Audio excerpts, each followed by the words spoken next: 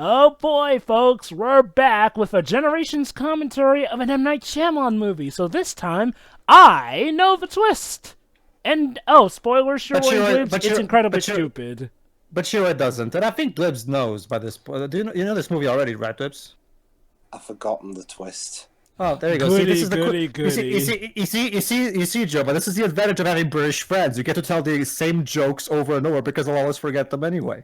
Basically, folks, if you'll call our original commentary, not even wrong. I first saw this movie when I was a bit of an M.Night Shyamalan noob. Well, not entirely a noob, but it was sort of on my journey of seeing the history of how a once brilliant film artist, and yeah, he's back to being a meme again ever since Glass, went from being considered the next Steven Spielberg to being considered quite possibly the next Ed Wood. And I mean that in the worst way possible.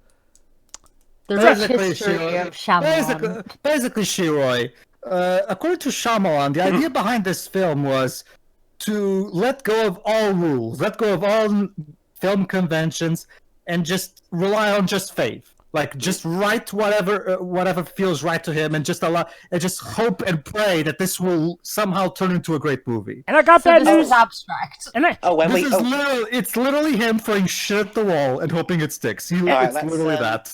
Okay, so let's get started. Start before the Warner Brothers logo. I predict that studio I'll address when we start the commentary.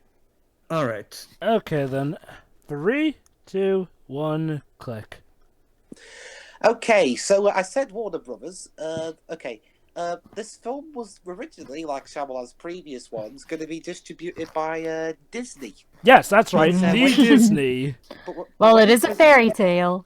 But when he presented this film to Disney, they were not all that enthusiastic about it. But I wonder why. But they would still produce the movie. But Shyamalan, feeling insulted by Disney not thinking that his film was a masterpiece like they thought his others were, decided, fuck you guys, took his ball, went to Warner Brothers, who greenlit the movie there, and, well, here we are. For reference sake, this. Translation, you all don't understand my movie magic! Yeah, this is secretly a jab at the Disney execs. Oh, sure, you have no idea. Alright, but hey, you know what's ironic? The film he made after this, The Happening, was released by Fox. Let me put it like this, Shiroi. This may not be his worst film, but this may be his most pretentious film. Yeah, and self-indulgent. Hey, Jova. What? The next film after this was The Happening was released by Fox. How's that for irony? Yeah, here's the thing. Warner Brothers dropped M. Night Shyamalan after just one movie. That should give you a sign of how good this movie is. Yeah, he basically after what was the film before this called? The Village, I think. The Village. Yeah. The Village. After The Village, Shyamalan went around movie studios like a hot potato. This one was Warner Brothers. The Happening was Fox. The last Airbender was wasn't there signs? Paramount. Well, Dibs, there's a good reason for that. The last Airbender was Paramount. Pay attention to this, Shiroi. These are the beasts of Okay, basically, Shiroi, the basic story of this narration that we talked over is this: there's these creatures from a different world called the Narfs. Yes, the Narfs. Apparently, I love this quote.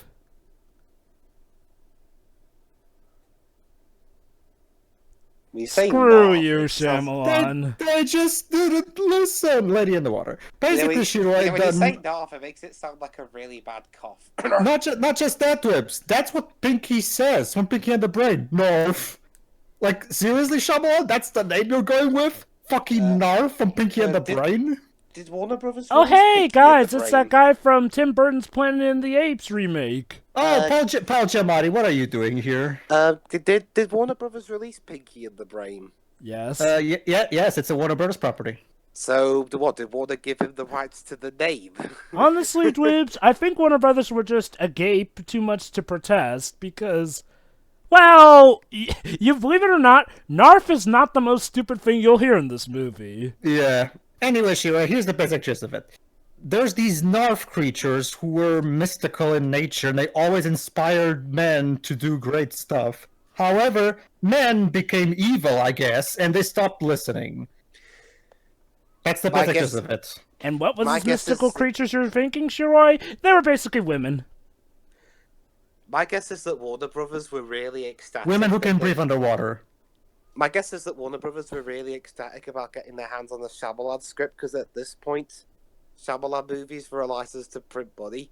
However, this film did not make money. It cost about $60 million. I think it was about $60 million to make, and it made just barely a bit over that at the box. And yes, everybody, this is our protagonist's first dilemma: trying to unplug the sink. Wow, what was everyone screaming about then?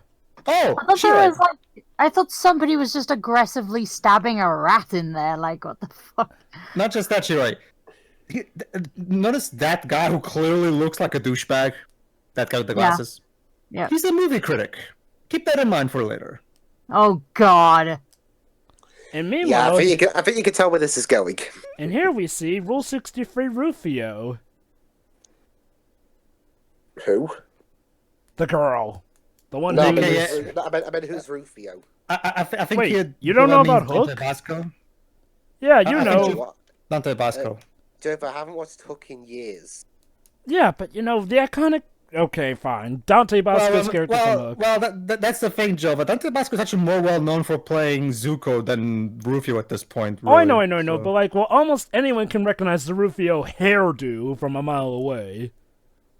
But yeah, anyway, basically, Paul Giamatti is the caretaker of a hotel. Out in nice, quaint... I forget where this takes place, Phil. That's the thing, Jova. One of the big problems with this movie is the setting. Yep. This entire movie, Shiroi, takes place in this motel. All of it. And we are not... Okay, now, movies taking place in one location isn't inherently a bad idea. It's just... The No, problem is that they the try problem- to... this is Here's the problem. Go ahead. They try to Springville it, in the sense where we don't know where we are. It's just a vague, far-off land. Trevor, I know where we are.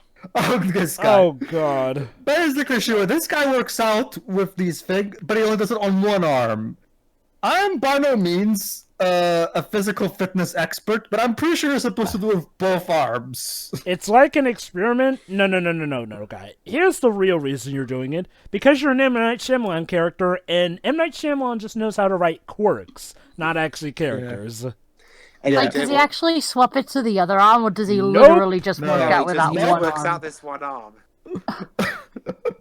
You see, Shiroi, like Joma just said, Shyamalan cannot actually write character traits. He can only write quirks. And Lord knows, this story... Okay, a bit of history on this story. See, this story was written off the tailcoats of The Village. The Village was M. Night Shyamalan's first critical disappointment. Up until then, he'd been getting critical hits. Yes, even Signs was considered technically good by the critics. But The Village, The Village was where people started to think, maybe this guy isn't that good. And let's just say, Shuri, ever since then, a lot of M. Night Shyamalan's movies have been him trying to get back at the people who didn't understand the genius that is The Village. Well, hold on, Joe, but that will also- become more apparent later. Let's save that for later. Also, Jova, Yes. what are you on about, the way this movie takes place? It takes place where all Shyamalan movies do. Pennsylvania. Actually, we're never told. Okay, it's filmed at Pennsylvania, but, Tuesday. Oh no, Dwibs, it's a sequel to Thursday! I think Shyamalan's a better filmmaker than Skip was. Yeah, That's I'm not gonna saying edit much, but fair that's- point. Even 2010 Shyamalan is better. Oh, I'm sorry. goody, we got Yeah. this. Oh, by the way, those characters are constantly high. That's their Yeah, quirk. at least Shyamalan can claim that he at least tries, okay, quote unquote, tries in his movies. What's to me just comes up as that guy who just is like, meh. I'm here to be Oh, a that's in here. prick. That's in here.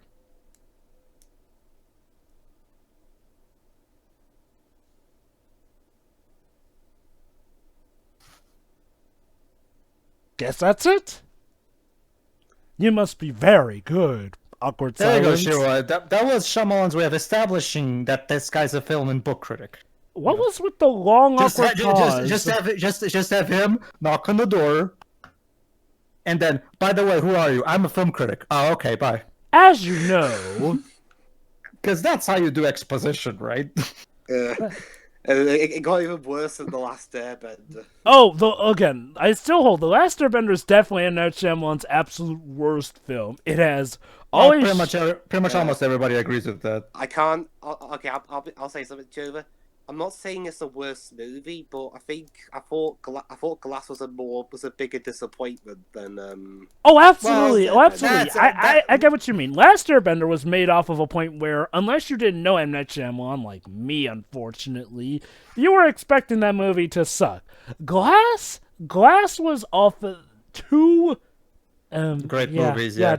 two great movies under Unbreakable him. and Split. So yeah. we thought he was back. Well, unfortunately, it was the bad M. Night Shyamalan that was back. Yeah. Sure, what do you think of the movie so far? Well, the movie isn't I'm that just a little Well, it's only been going 10 minutes. Well, it's a bit too early to ask her that, Shuri. I'm seeing a lot of... Java, actually, sorry. I'm asking myself these questions. I'm seeing a lot of quirky people. Yeah. And that's basically it. That's an M. Night Shyamalan movie, Shiro. People don't have traits; they have quirks. Again, how could the same guy who brought us masterpieces like Sixth Sense or Unbreakable get to this? Like, I debate Unbreakable, but yeah. The primary. Well, most people agree. Well, not that you think it's just okay, Des, but most people agree that Unbreakable is great. So we're just speaking in terms of consensus. okay, even if we're not thinking Unbreakable is a masterpiece, Unbreakable at least has a much better sense of direction than so much of his later films. Remind me, Pedro, was Signs before or after The Village? Signs was Before. after Unbreakable. Okay. So Signs was the movie in between Unbreakable yeah. and The Village. Yeah, Signs was the first time that he got some it was critically acclaimed back in the day, but between audiences was mixed, and after that it was all downhill. Ah, jump scare! This movie came out in 2006, a year already filled with massive disappointments. Did the movie just try to jump scare me with Bryce Dallas Howard? Yes, Bryce Dallas Howard in this movie. Oh yeah, funnily enough, I actually saw Bryce Dallas Howard in a film recently called Rocket Man, where she played Elton John's mum. And for an American, I got to say she does a pretty good British accent. Oh, Well, absolutely. Bryce Dallas Howard is awesome. So A lot of the Howards are pretty good. so Shiro, just to clarify, you were saying earlier that I wasn't even wrong. So if I understood this correctly, my stereotype, my country stereotype is laziness. Your country stereotype is forgetfulness. Wait. I thought your Yes. country stereotype was workaholicness, not laziness. You're right. Never mind. I confused stereotypes. Yeah, he's right. Workaholic. Yeah. So who he's does right. the laziness apply to? Usually they try to apply Mexicans to that stereotype. Not that I support that stereotype. I'm just saying what people usually do. Lady in the water, excitement, wonderment, Paul Giamatti dunking himself into a I thought it was- pool. I thought this was called Lady in the Water, not Paul Giamatti in the Water. Oh, yeah, funnily enough, when I downloaded this film from iTunes, you know the icon that pops up on the TV app Yeah. on the phone? For some reason, this film my thumbnail had the film's Spanish Oh. title. Whoopsie, Paul Giamatti tripped. I don't get why. I mean, this copy isn't in Spanish, so And now our protagonist is drowning, ladies and gentlemen. well, that's is this so Giamatti can spend the next 8 years in hibernation before he chooses scenery as Rhino? Maybe. Pretty much. Then again, he was already shooting the scenery with Big Fat Liar and Planet never of the even heard of Apes. that. If you guys want to watch Paul Giamatti at his best, watch Sideways. Oh, what's this? yeah. He wakes up in his cabin. Well, Joe, if Planet of the Apes server, I'll be honest, I've got 3 recent perfectly good Apes movies to watch before I watch the one Bryce, honey, personal space, please. Yeah, seriously, honey, you're Hey, here. it's not my fault Shyamalan put the camera in my face. Okay, but is it your fault that you're here naked? What did we say about showing up before Paul Giamatti naked, honey? I plead the fifth. Well, to be fair, Jova, she's wearing a shirt. Yeah, a shirt that's completely open and pretty much Oh, is yeah, see-through. Yeah, so yeah, 2 actors who have been in a Spider-Man movie are both on screen at the same time. Oh, nice. Wow, and they were both in Jova, the... she's in the comfort of her own home. She They were can both in the wear or weakest- choose not to wear however little or much she wants. They were Shiroi, both that's the not her weakest home. ones in That's their Paul respective Giamatti's home. series. Yeah, this is his home. Oh. But I like this, Shiroi. How would you feel if a man showed up naked in your apartment all of a sudden after you had fallen into a pool unconscious? I'd mostly be very confused. But Paul Giamatti just acts, okay. Yeah, whatever. It's just some random This This is just an average Tuesday. See, Shiroi, this all of the characters. Usually in a Miyazaki movie, it's usually only the children who act like this. In this movie, everybody has complete lack of surprise factor when it comes to any supernatural elements. Like, it's one thing when kids act this way. I mean, heck, they're kids. We didn't always know how to react properly when we were children. But the adults, too? So this is Makes apparently me wonder if this happens often. Oh, by the way, Shiroi, our female protagonist's name is Story. From the cliffs, get it? His name is Cliff, So- as in from the cliffs, huh? It's So what was that? Was her mom's name Book or something? yeah. There you go, Shiroi. Her name is Story. Get it? You get it? That's stupid. Oh, Shiroi, the stupidity has only begun. Anyway, so yeah, But this... don't you see, Miss Shiroi? It's actually a clever analogy. You see, she's the character that moves the story forward. Therefore, I call her Story. You see, it's clever writing. God, I thought At Funnily least the enough- storyteller was just a nickname. Jesus God. You know, funnily enough, on the same day this film came out, Shyamalan released an adaptation of this story as a children's book. Well, remember this. Well, actually, that's a good segue. Thanks, Steps. This movie originally started Shiroi as a bedtime story he would tell to his daughter. Notice how a lot of his films seem to come from inspiration involving his daughter. Like, let's not forget how he did Last Airbender because his daughter was such a big fan of a show. That poor girl must have been so bullied at school. I'd hate to She imagine. must have a huge guilt complex. Although in terms of casting, this could have been worse. You know who was considered to play the main character at one point? Cool, Cleveland. Kevin Costner. Honestly, Kevin Costner can turn in a good performance. The problem is that more often than not, he's dull. Yeah, I mean, what was William Hurt not available? Ugh. So yeah, This isn't much of a fairy tale. what, Shiroi? Don't worry, Shiroi. The movie itself will make sure you know this is a fairy tale when the time comes. I assure you. Again, we are incredibly lax about this woman who we don't know a thing about, shows up half naked in your home and sleeps with you. This also boils down to two of the main problems of this movie. This moves far quicker than any Disney relationship I've ever seen. Yeah. No, that's the thing, Shiro. They're not a couple. They're just friends. Don't worry. Narf. There you go. See? Narf. See?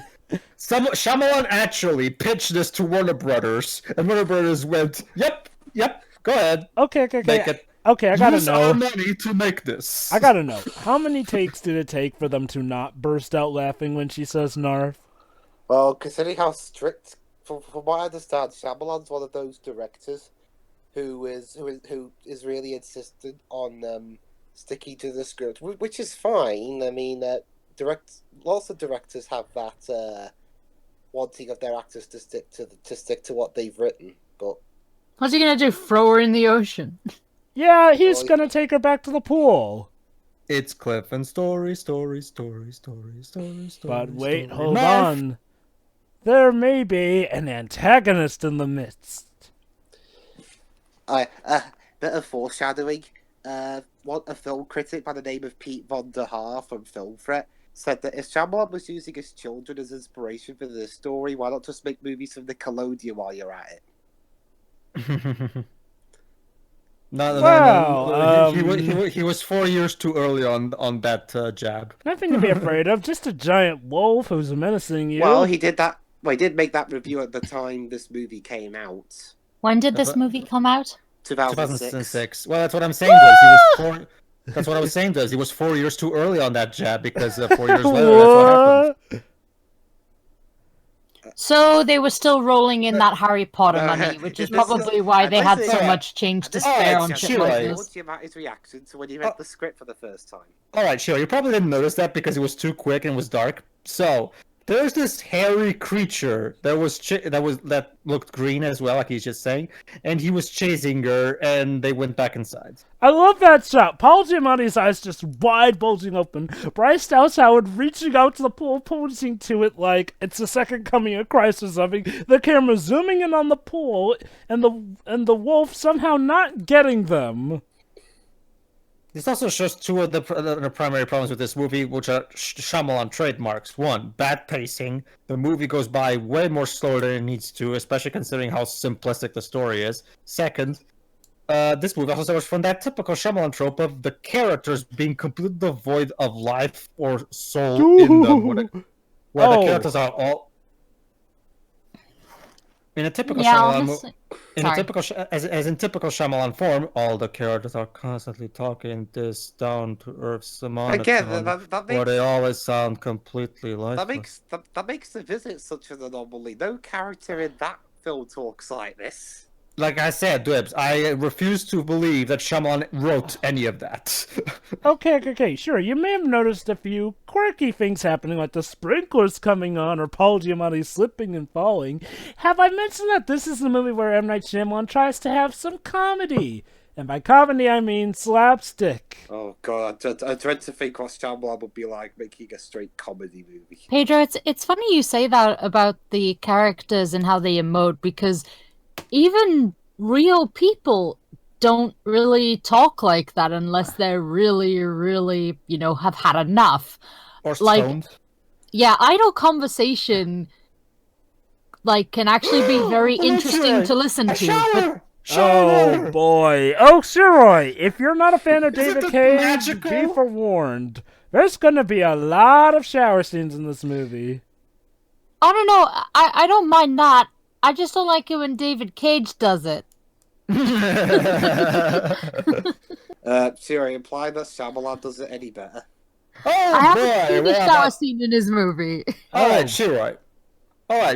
It's okay. It's okay, Shiroi, because M. Night Shyamalan, in his true fashion, thinks that you're too dumb to understand his brilliant vision. So, fortunately, quirky old lady to explain to you what the symbolism is.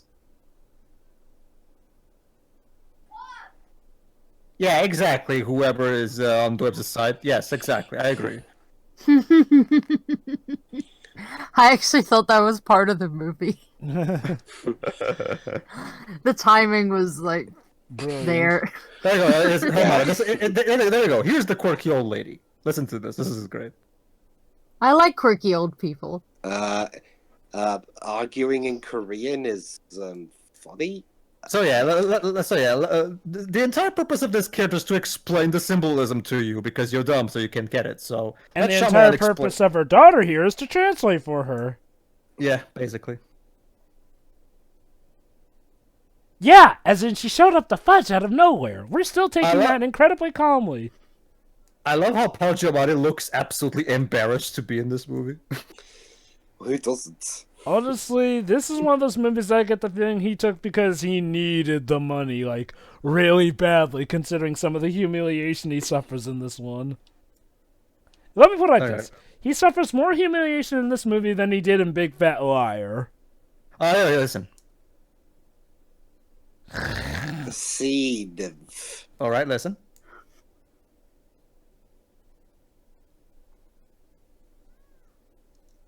Oh, her mom went back away.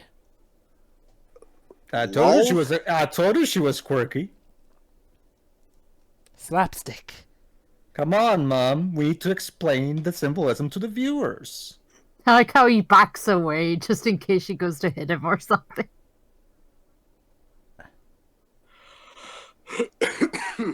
There you go, Shiroi. Our protagonist here is the chosen one. The vessel. A spine, maybe? Because he's clearly one of those cowardly lot fellows.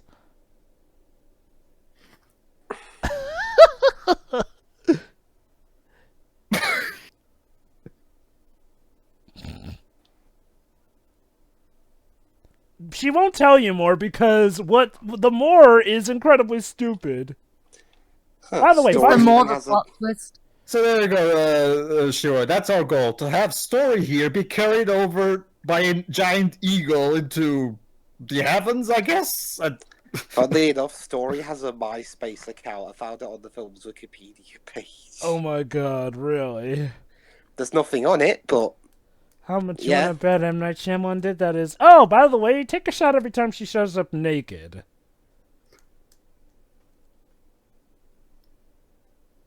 That's all you have to say to a naked Bryce Dallas Howard, okay. Sorry, it really takes me out of the movie any time one of you guys on the movie refers to her by Story. yeah. But It Shiroi- really takes me out of it. I'm sorry. What's her name, Shiroi? So let me I get mean, this straight. Wait. So let me get this straight, Shiroi. You're more invested in the movie if I call her by Bryce Dallas Howard instead of if I call her by her actual in-story name. Probably, yeah. Yeah, I could imagine. I could imagine how family meetings would go. Oh, hello, Mr. Giamatti. This is my mum, Book, and this is my father, Paige. And this by is the the way- little sister, Byro. And here's my pet Oh, dog. Double. hold on. Is it now? Yeah, I think we're gonna meet a character, Shiroi, who's a writer.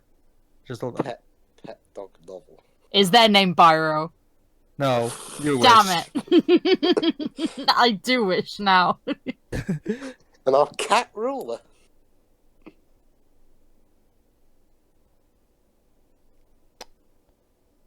You know, Shyamalan, if you want to actually get us to care about this climax or this conflict or anything, maybe have it seem like the characters themselves actually care about what's going on. Seriously, they're acting more stoned than the actual stoners in this story. Are they having a staring contest or something? I'm guessing we're supposed to take it that it's an awkward conversation, Jova, but it just comes across as... Well, that's the problem. All the conversations in the movie are awkward, even the ones that aren't meant to be awkward.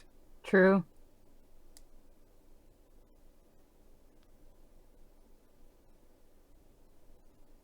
Now, you're probably wondering, why not try taking her to the pool now in the broad of daylight where everyone can see? Ah, God. Hold on, let's see.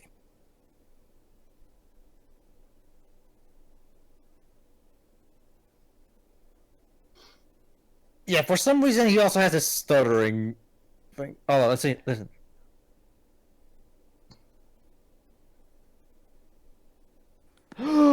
You haven't written anything? How dare you critique Well, not other for some- writers then? Well, not for some time, apparently.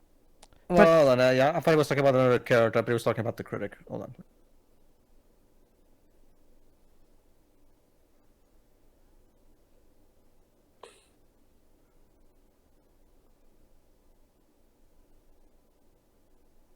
A butterfly. Okay. Aw. Of course there are, even though that's the only one we've seen so far. Ah.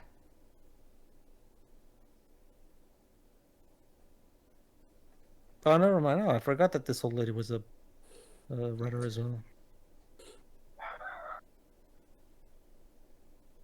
Dog felt the need to remind you.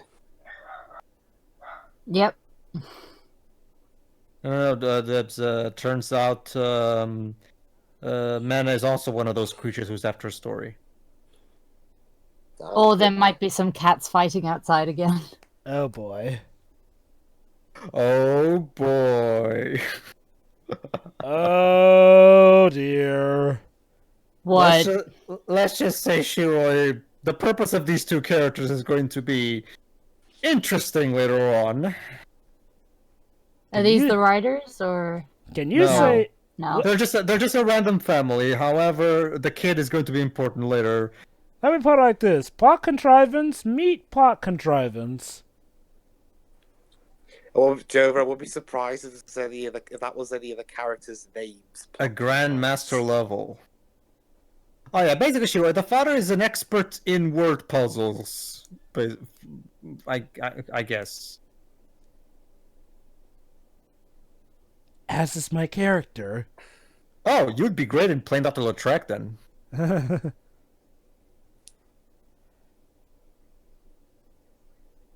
Okay, these are supposed to be the actual stone characters. They do not really act stoned. No, they have more life in them than the main charters. How Maybe do there was It's a like- mix-up in the script. It's like the Matrix, where the human characters act more like machines than the machines do. Well, Major Smith more specifically, and the Oracle. Leave it to Shyamalan to screw up having the actual characters on drugs act like they're completely sober.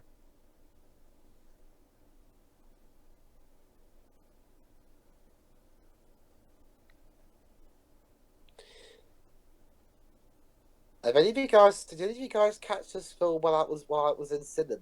No, Okay, I was okay. not really familiar with M.Night Shyamalan. Okay, let me recap. Basically, sure, the reason he's looking for a writer is because, according to story, she needs to find someone who's a writer because she has to inspire someone to write a book that's going to be amazing and revolutionize and inspire mankind. It really doesn't make any sense whatsoever, but hey, let's just go with this. Paul, just- let's throw this. You're gonna be able to get through. Just you wait, Shiroi, until you hear who is that writer that we're looking for. It's the guy whose house she keeps Oh, hanging she out threw a in. cushion at her, haha. Nope. So wrong. Really? Also, Paul Giamatti's character has a stutter. Yeah, I've already said that. That's all, folks. Hold on. Apparently, mommy, quirky old lady has something new to say, maybe? Also, the perspective. Oh! That's our bad guy, folks. Scrunts. That's correct. Funny enough, someone named the computer virus after this. Dude, their back is covered in grass. And the antagonist is what? Sorry, talk over it. Scrunt. Scrunt. A scrunt is literally just a wolf with grass on its back. Real inspiring, ain't it? Okay, Shiroi, allow me to recap this for you. This is a story about a group of creatures called the Narfs who are being chased, running away so that they won't get eaten by the Scrunts. The Narfs just being women who can breathe underwater, and the Scrunts being just wolves with grass on their backs. Real fantasy right there, ain't it?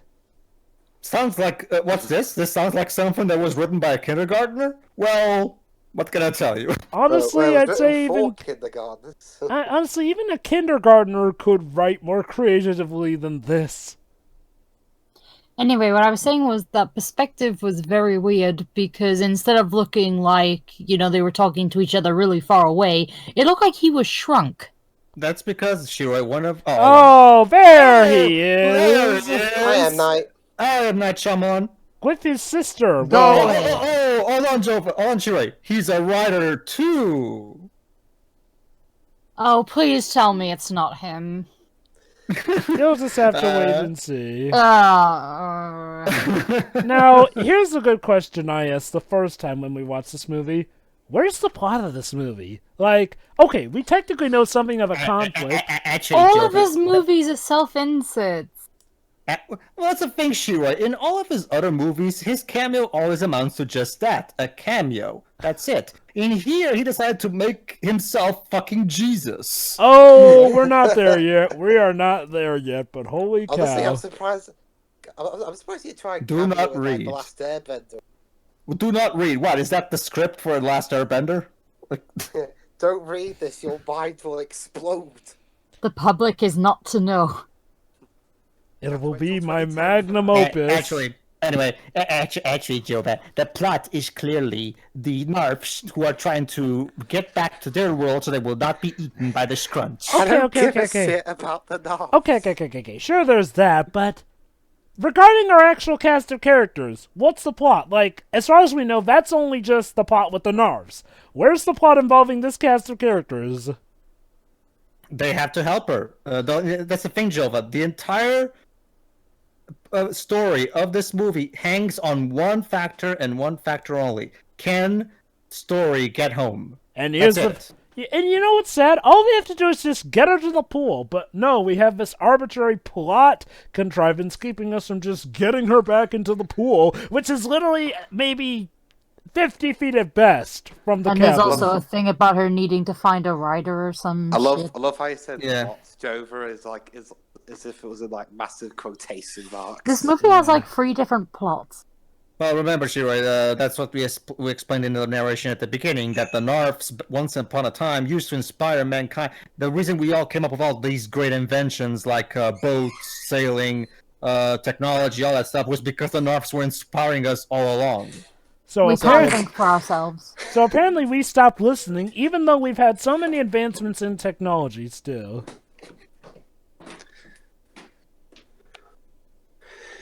Meanwhile, back with the North.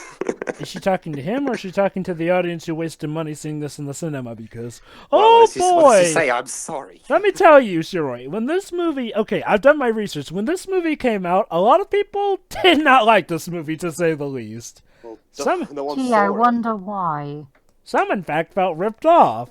It has got a Wow. 25% on Rotten Tomatoes. And again, barely anyone saw this movie. As you've realized by this point, this movie is clearly trying Guys, to be... more exposition. Cleveland here used to be a doctor. Yeah. This Well, movie's trying to be what, sorry? Never mind. I guess I'll mention it later when it becomes more apparent. Oh, hold on, he has a purpose. What his purpose is, Jova. Here we All go. beings have a purpose. We're not going to say what your purpose is yet because we want to keep the audience in suspense. I have yet to There is. I have yet to understand what Skip Woods' purpose, because he doesn't seem to accomplish anything. Skip Woods' purpose was to show us never to all... Skip Woods' purpose was to show us the deepest, darkest side of Hollywood at times. Was that necessary? Apparently the universe saw it necessary. I get it, Joe. We just stopped listening. Yeah, the world got fed up in 2015. Let me consult God's Twitter page and see if he had a reason for that.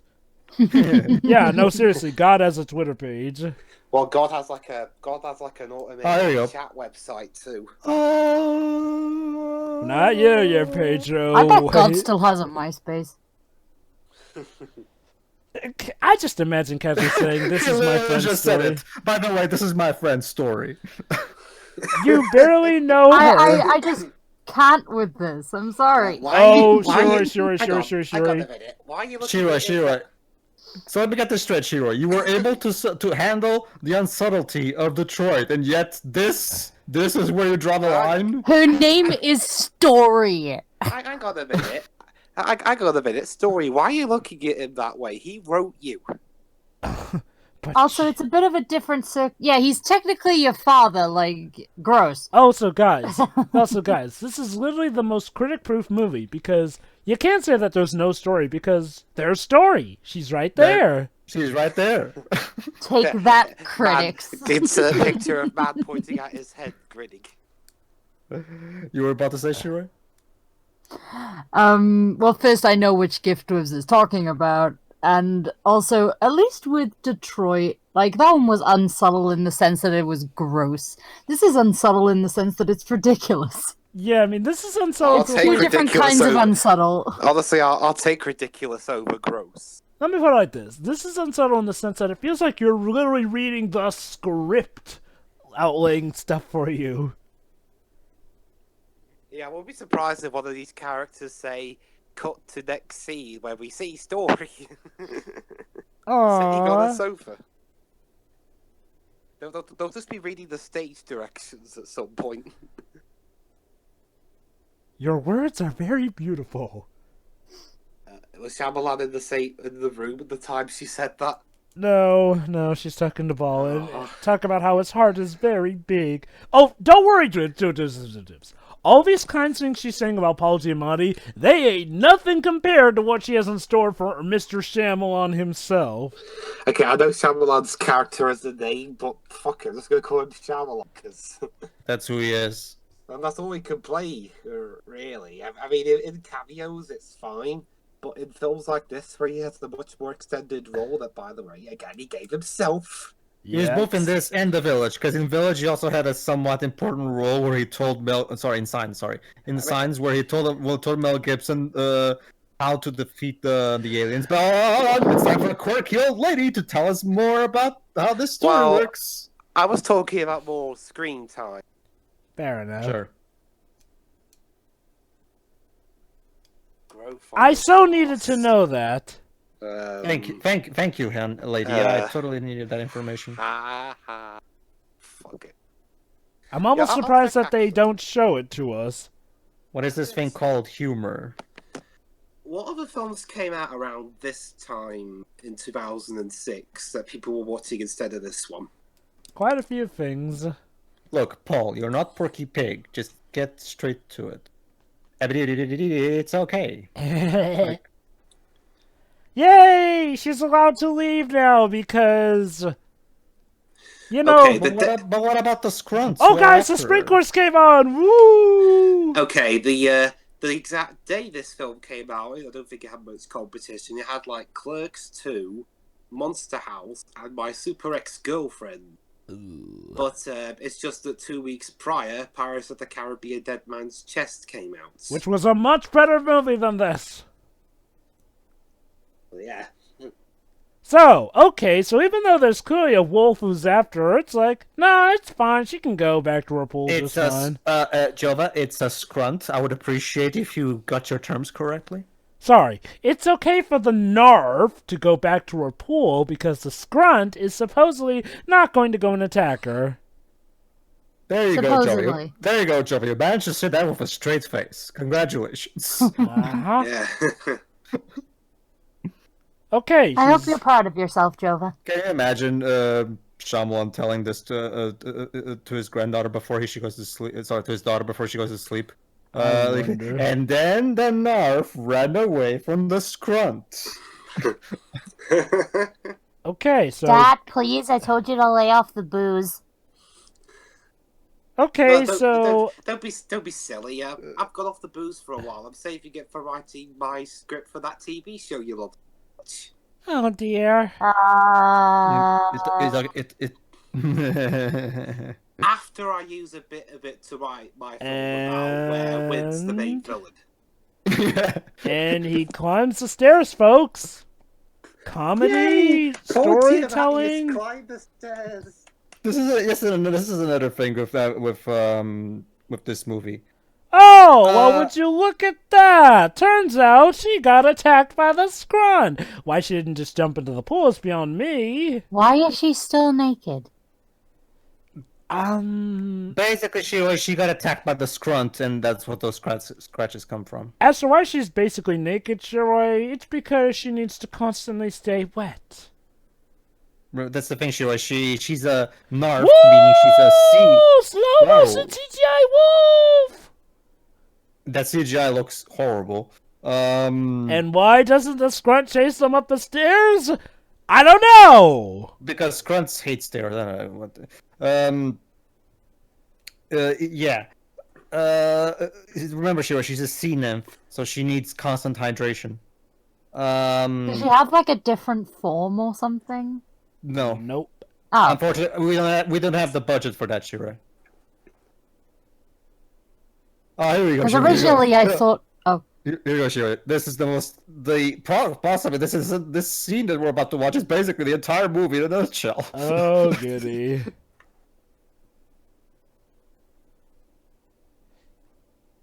Thanks for. This blim blam me. Why are you telling Oh. us this? Mr. Heap is a player. See? I'm funny. Please tell me I'm funny. Yes, it's completely fine that you're bringing a naked woman to my apartment. That's fine. Yes, she can stay in my apartment room as much as she needs to. I'm rather fine with you poking into my business. So let me get this straight. You get into my house in the middle of the night. You ask me to take care of this woman, and then you come prying into my private business. Who are you again? I'm Quirky Old Grandmother. Oh, Mother. well, actually, I was talking to Heap, aka the Paul Giamatti's character, but yeah, sure. Oh, never mind. Isn't it? Wasn't it now that happened? Hold on. Maybe I got ahead of myself. Hold on. Oh, never mind. I guess then. What was I gonna say? Okay, basically, there's another issue. Going back to those stairs scenes that we just saw. That's another thing. Shyamalan usually, keyword being usually, not always, not even frequently, can put up a good, well put together shot in his movies. But this movie, I would argue even more than Last Airbender, is his at his technical worst. Oh yeah. There's not a single good shot in this movie. Like seriously, I dare anyone tell me a well framed shot in this thing. And the effects are budgeted to all hell. Like, you know, for a movie that's about mystical elements, we barely get to see anything mystical looking, despite the budget. This film cost $60 million. This cost what? Sorry, 60 million. 60 million. I don't believe you. Also, Shiroi, we gotta find some mystical mud called Key to heal the Narf. Didn't most of that money go on the sandwiches or something? Sure. To quote Roger Ebert, they took a limousine every time they went to the bathroom. Oh, actually, no. I got it wrong. This movie cost $70 million. Jesus. Oh. Like I said, so they could afford the hummus, basically. Like I said, they took a limousine every time they went to the bathroom. Good gravy, this movie. Yes, it cost $70 million. And the bathroom was a private bathroom. Where does that quote come from, by the way? Yeah, taking a limo to go to the toilet. Roger Ebert. It was Roger Ebert. Basically, back when Roger Ebert was still alive, one of the things that he always liked to to joke about when it comes to movies that were over budgeted. So important. That's what he said about it. Right, Hold on.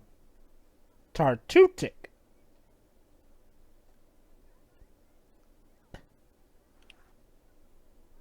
Oh, goody, the Tartutic. Basically, the Tartutic are a bunch of monkey judges. They look like monkeys? They are literally monkey judges, and they're the one thing that the Skrunts are afraid of. The legend says they were born so evil, yeah. Wait. So apparently the Tartutic are evil, but apparently they also keep the justice. Shyamalan! Do you realize how much of a contradiction you have made? Apparently Oh, sorry, go on. Not just that. What the hell is... They were born so evil that they killed their parents right after they were born. And yet apparently fear of them has kept justice in the world. Are the Tarturic the androids from Dragon Ball Z? I don't know. So basically now... Get this, Shiroi. Apparently, within the pool, there's a secret layer of the Narf being there, and no one's ever noticed it. Yeah, this is where the story came from, Shiroi. Apparently, there's a passage into the Narf world in the pool. And nobody ever noticed this, apparently. Narf sounds like the sound effect a comic book writer writes in for someone eating. Narf sounds like a lot of... Narf sounds like many things. It doesn't sound like something you're supposed to take seriously, Shyamalan. This is Steven Spielberg's War of the Worlds all over again. Yeah, of course there's been, for decades and centuries, alien machines underground this whole time. Nobody noticed. Of course, right? Like, at least those were underground, and yeah, it still is silly here. Here, though, it's in a pool! You're telling me no one's ever lifted the vent of a pool for any reason? So yeah, apparently she keeps all this stuff all within. Which is kind of stupid when you think about it, seeing as how if you wanted to keep something proper, why would you put in something where the water could easily move it? Yeah. You still there, Shiroi, by the way? Or are you burp? No. Oh, okay. I think Shiroi's just confused by this movie. Let me get this straight. So, the Narfs are being chased by the Skrunts, and so in order to prevent that from happening, we have to find the Tarturics. And let's not forget, Pedro, the special mystical mud called the Key. Shyamalan wrote this, and is... I got a question, actually. Was there anything about from 2006 where there were silly sounding silly sounding species names, yet they were still well written enough that you could take it with a degree of seriousness. Not that I can think of. Ah, God, that's incredibly specific. Usually, good writers know to give their species names names that actually sound good and don't sound silly.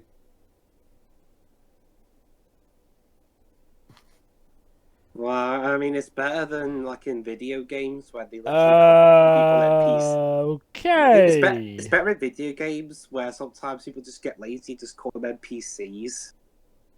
Well, it depends. Like, for example, let's say in Inokuni, the cats are the Grimalkin, the mermaids are the mer people.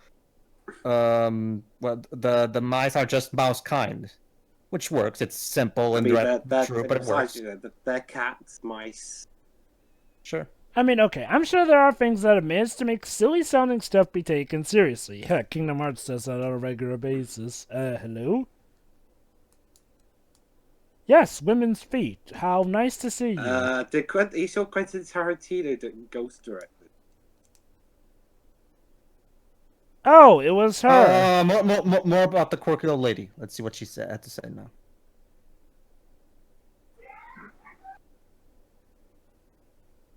Oh no! Oh no! Not this scene. Basically, her mother sees him as a stranger, and she'll only really tell him what he needs to know. A narf is about a rare narf. That's enough. Take this seriously, Shiroi. Shyamalan's expecting you to. Hello, my name is Vadim Narf. Nice to meet you.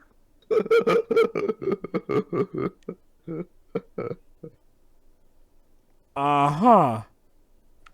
So, supposedly, our Narf is a Madam Narf. Ladies and gentlemen, Pedro is losing oxygen because of his laughter. Look at this. Like, seriously, look at The Paul. Scrunt will chase Madame Narf. Okay, this should have just been a full-on comedy, but nope, this is supposed to be taken seriously. Sure, there's slapstick, but this actually isn't a comedy. Seriously, Jova. No, I refuse. Have some more half-naked Bryce Dallas Howard. There you go. That should help. That should help, right? It's not He even... spends most of this movie naked, and I get that there's a character reason, but still. It's silly. It's not even degrading, it's just silly. Whatever, Shira. Just enjoy the fan service. Gotta hold on to something in this thing. The fan service isn't even shot well. Well, I'm sorry. This is the best we've got. I can't shoot movies for crap. $70 million they put into this movie. And let me remind you, if it were Disney Direct, hey, if Disney were producing this, it might have been more. Again, Disney were still willing to fund this, but M.Night Shyamalan was so ticked off that he rejected money from Disney. Even back then, Disney were one of the biggest production value companies out there. Like, they're the reason a lot of M. Night's movies got to be as big as they were back in the day. And he rejected them just because they dared. Let's contract the rules.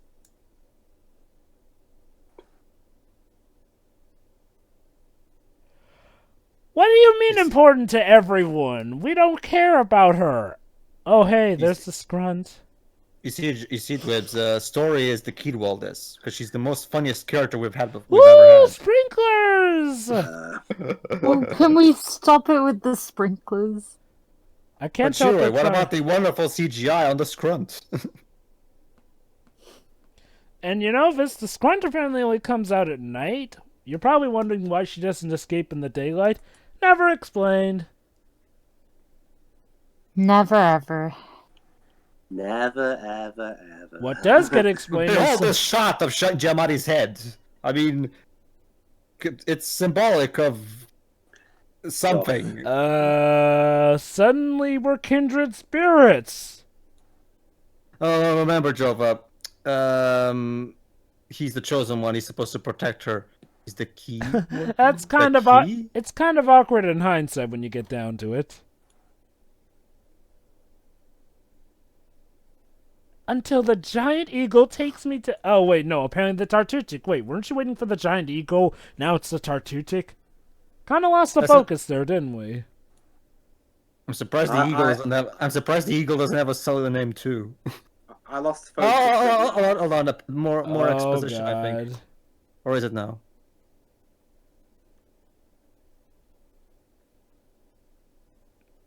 There you go. She's not an apparition. She's just... Look, Anna, I told you clearly she's a water nymph. Alright, Shiroi, prepare yourself. Oh, boy. Shiroi, if your suspension of disbelief or your immersion wasn't broken already, this is the scene that probably made a lot of people rage quit. Oh, look at that, Shiroi. The moment he saw her, something snapped in him. There you go.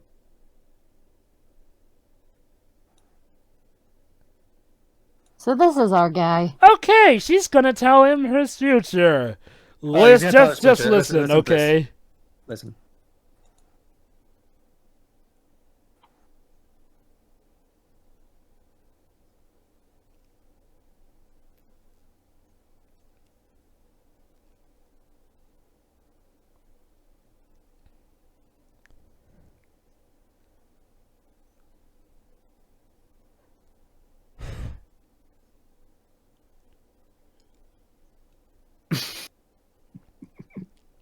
He will be named Donald Trump. No. Wait, Too just soon. listen.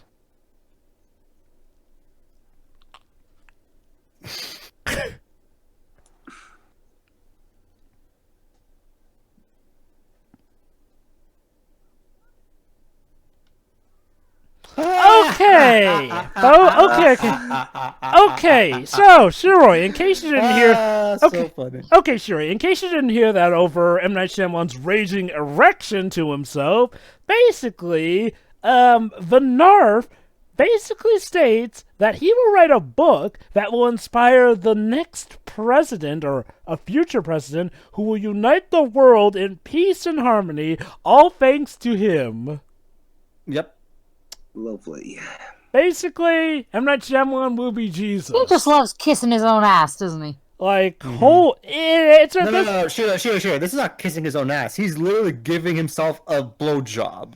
I didn't want to put it that way, but yeah. I wasn't even aware it was possible to do a self blowjob, but Shyamalan managed to figure it out. Basically, this is the movie that was meant to be the big F you to everyone who didn't like The Village or dare to doubt Signs. And this was M. Night Shyamalan saying that this means that it will be great. Kind of awkward considering how following this movie is where his big trend of terribleness happened. He basically, his movies are self-inserts.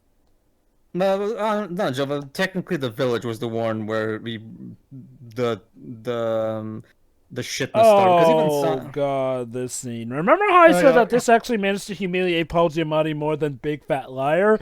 Take a look at this scene. In order to get the Korean mother to trust him, he has to act like a little kid. How is that supposed to?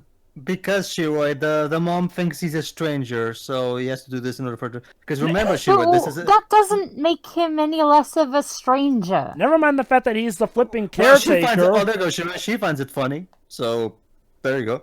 Remember, Shiroi, this is a children's story, so it has to be told to children. You have to Is it a children's story? Shiroi. You have to be at the intelligence level of a child to be able to take this seriously. So yeah. Also, I'm kind of disappointed. Like with all those people at the pool, I was expecting a kind of Jaws moment with the scrunt. You'd think. Behold, now we're in a Zelda game with the top view shot. Like, what the fuck is up with these shots? Oh, goody. This is where the movie tries to be artsy. It hasn't already. Okay, Shyamalan. Look, Shyamalan. When Orson Welles did that low-angle shot in Citizen Kane, that was supposed to symbolize the fact that the fall from grace of Charles Foster Kane. And even if you don't get that angle, the story still works regardless. What you're doing here is, I don't even understand what the fuck you're doing. You're just being weird for the sake of it. Well, at least now we don't have to see Giamatti act like a kid again. Don't think we're done with that. Oh, Oh, by the way, Pedro, the eagle's called the Great Eatlon. There you go, the Great Eatlon. So there you go, Shiroi. Okay, once again, basic recap. We have to help the Narf escape from the Scrunts so that we can find Turek so that she can be taken away back to her home by the Great Eatlon. And she has mystical mud called the Key. Just Oh call it god! mud. But get this, apparently there are these chosen humans that have special powers, if you will, that help her. Oh, there you go, weird names. Assemblage, Wow! Guardian, M. Night and Guild. Shyamalan actually regarded that they're weird names. How nice.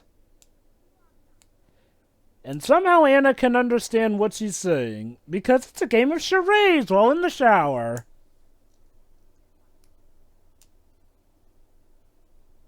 So there you go, Mr. Heap is... we're about to establish the world, Shiroi.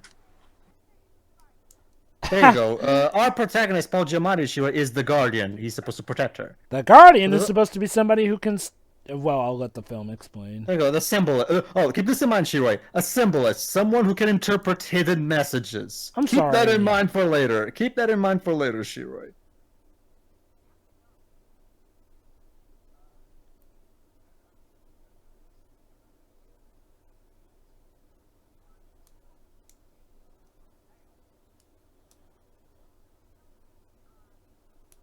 So, okay, basically, Shiroi, over halfway through the movie, we finally have a reason for our cast here. It's to find out who's who for what certain role. Only took us about an hour to get to this point, but hey, at least I now have a purpose. Tell me who's who, what a mystery. But not just that, Joe. Now it's actually more apparent. There's another one who's called the Healer. The butterflies drawn to the healer. What, does that mean Dahlia Hawthorne's the healer? That's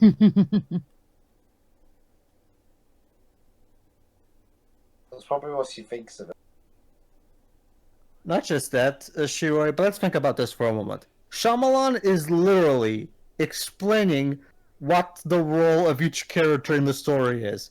Basically, Shiroi, the primary defense from the defense of this we like to give, and yes, they are out there, is that this movie is a deconstruction of the storytelling process. Uh-huh. Yep, that's essentially what this boils down to.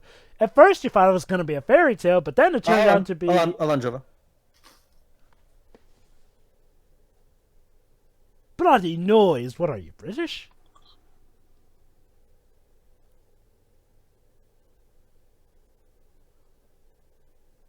Listen here.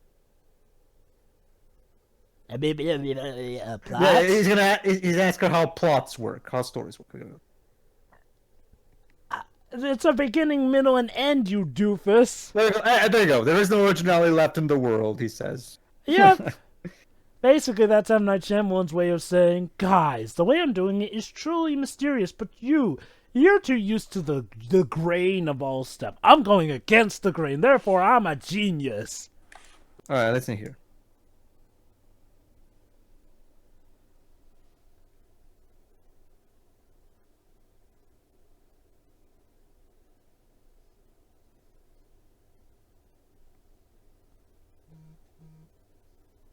Oh my god, Dwibs, they're literally pointing out the script. There you go, listen. That's I wonder incredibly who- specific.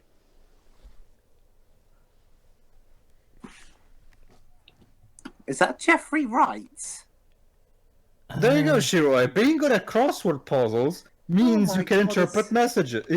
Yeah, that's Jeffrey Wright. Oh my god, Felix Leiter, what the fuck are you doing here?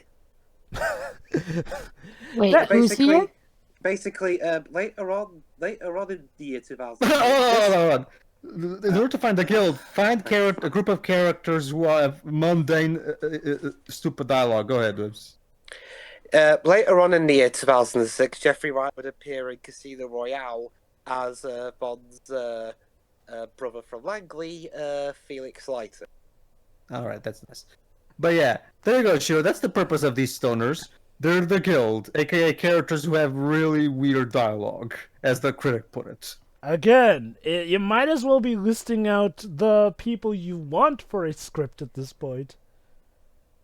That's basically what Shyamalan is doing. He's basically guiding you through his amazingly clever deconstruction. Oh, hey, more naked Bryce Dallas Howard. I mean, more naked story. And okay, everyone just comes into the apartment. Alright, everybody come see the naked lady! Come see Story in all her glory.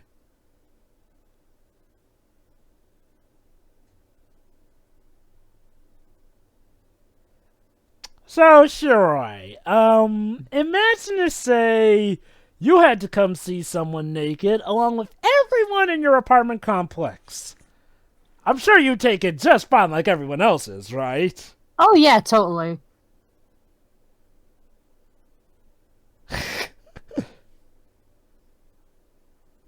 Oh my god, he's not stuttering around her. She inspires him to not be a coward, I guess? How long is there left of this movie? About 40-something minutes left. Who picked Yeah. it? Pedro. Well, I did the original pick, but yeah, whatever. Generations-wise, I forget who picked this.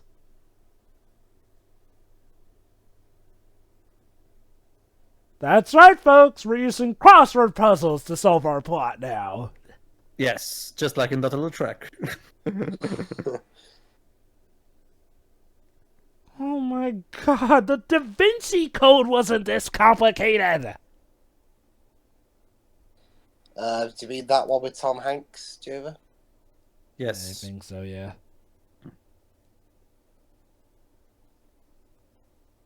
There's a word that seems out of place. Do tell! There's been so... Soiree?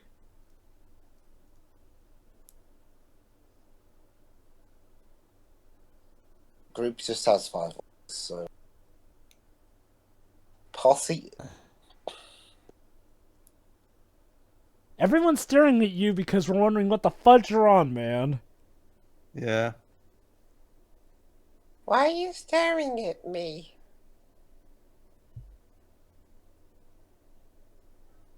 Following year, Bryce Dallas Howard would be inspired by me.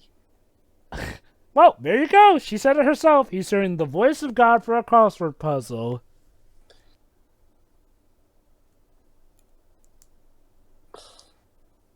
That is stupid, and so are you.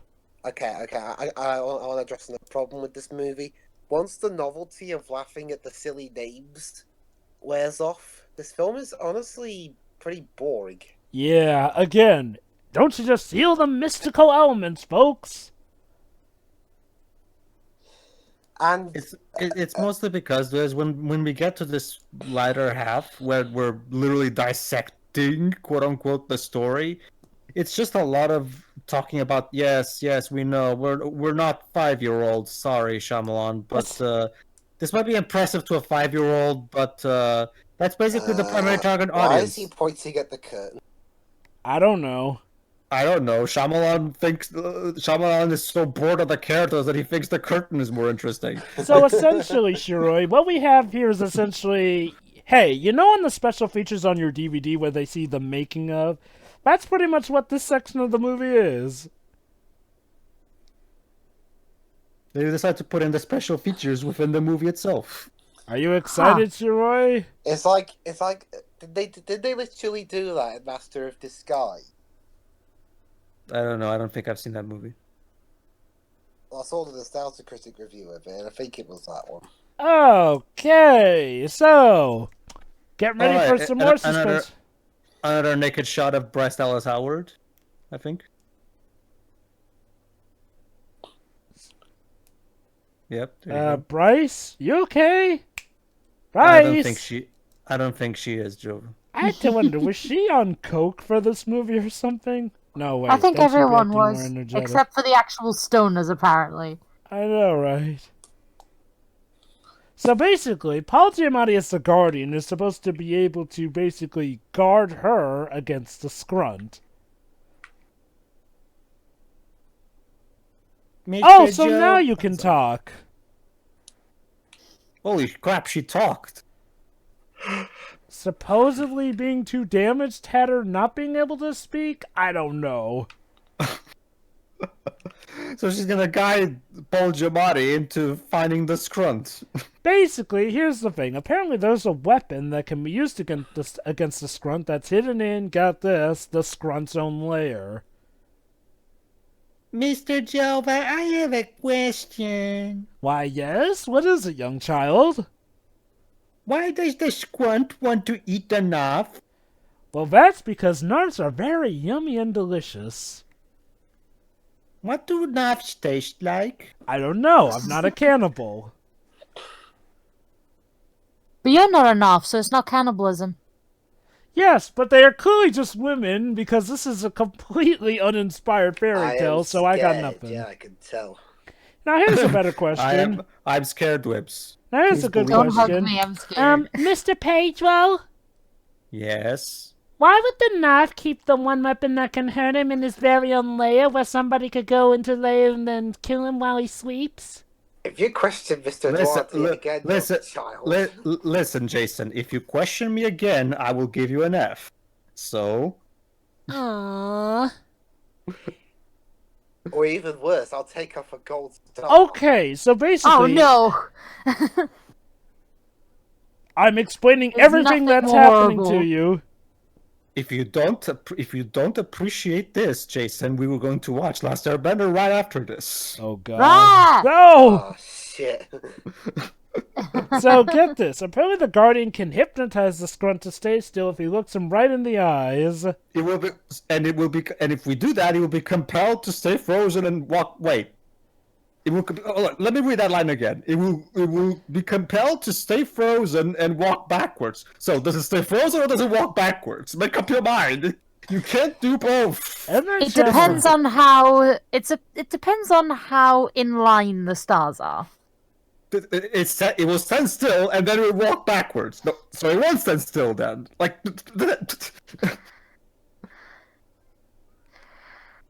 Yeah, he needs to halt in order to, go into reverse. You can't just reverse immediately. It's You like know, a freaking Oh my God! The critics Hey, list asked... Jova, Bryce Dallas Howard telling someone through the walkie-talkie to run away from a dangerous creature.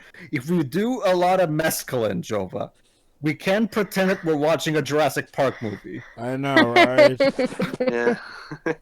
Oh, guys, comedy! He got hit by the sprinklers because he ran away from the Skrunt because it turns out he kind of Yeah, sucks it's as a awesome Guardian. That sucks. The movie sucked. Oh.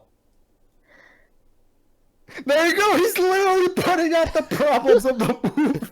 But according to Shyamalan page, these aren't problems. They're just things that critics like us focus too much on. So yeah, We can't just enjoy things. Yeah. Oh my God, Paul, calm down here. Your eyes look like they're about to pop out of your skull. That's one thing. That's one that really pisses me off about this movie, because because as a firm defender that people should try to appreciate the story and the characters rather than dissect every plot hole that they come across.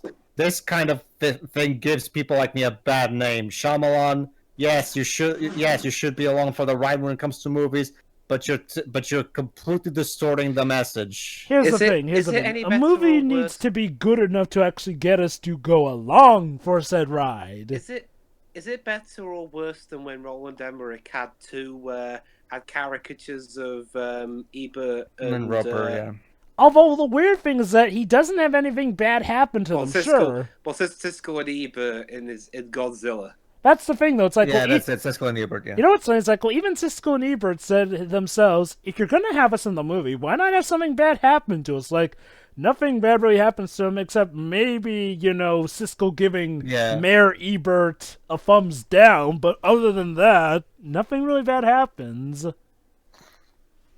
This movie, on the other hand, I'm just gonna let you wait and see. Maybe the writers thought it would be too mean-spirited. I don't know. To be spirited, yeah, and yet they made Godzilla '98. You coming to the party? Mr. Heap. His name is Cleveland Heap. The subject. That's an interesting thing. It's sad that, in my opinion, the best Western Godzilla movie, that's the one that the critics say has too few human characters in it. it. Yeah, supposedly too much Godzilla. Uh-huh. No. I get you might not like the story, but still. Saying that there's not enough human characters and too much Godzilla in a Godzilla movie. No. You sit in the corner and think about what you've done. Oh, hey, this character, Pedro. Why don't you fill in the audience on who this character is? Because he comes the fuck out of nowhere. We're near the end and we're introducing characters still. I'm gonna leave this one to Pedro because, oh boy, the bad. Dwibs, remember the villain of Fan Full Stick didn't show up until like the last half an hour. Oh, see, wait, he did. He was just Toby Kebbell. Yeah. But he's just used to be the old man that there's something strange going on. Don't try to give me hope.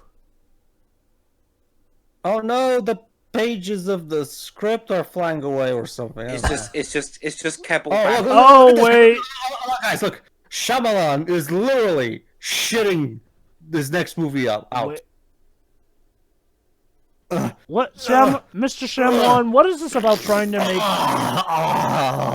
Mr. Shyamalan, if I may ask, what is this about trying to make plants scary? Well, I've had this idea of a zombie movie without zombies.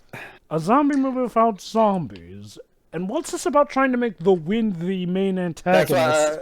That's Benzai's defense of The Happening. It's a zombie movie without zombies. Oh, goody. Here we go. More about that future.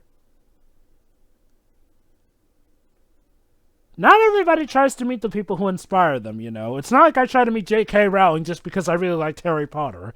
She's kind of gone a bit insane lately. Hey, Shyamalan, enjoy your future. It's gonna be Great. Great. Oh boy, if he wasn't Jesus enough, take a listen to this. Why are people suddenly gonna start taking me seriously? They aren't, dude. They aren't. Dude. So, you don't have to worry about that. You know what's sad? He had a chance. He really had a chance, but then he blew it with glass.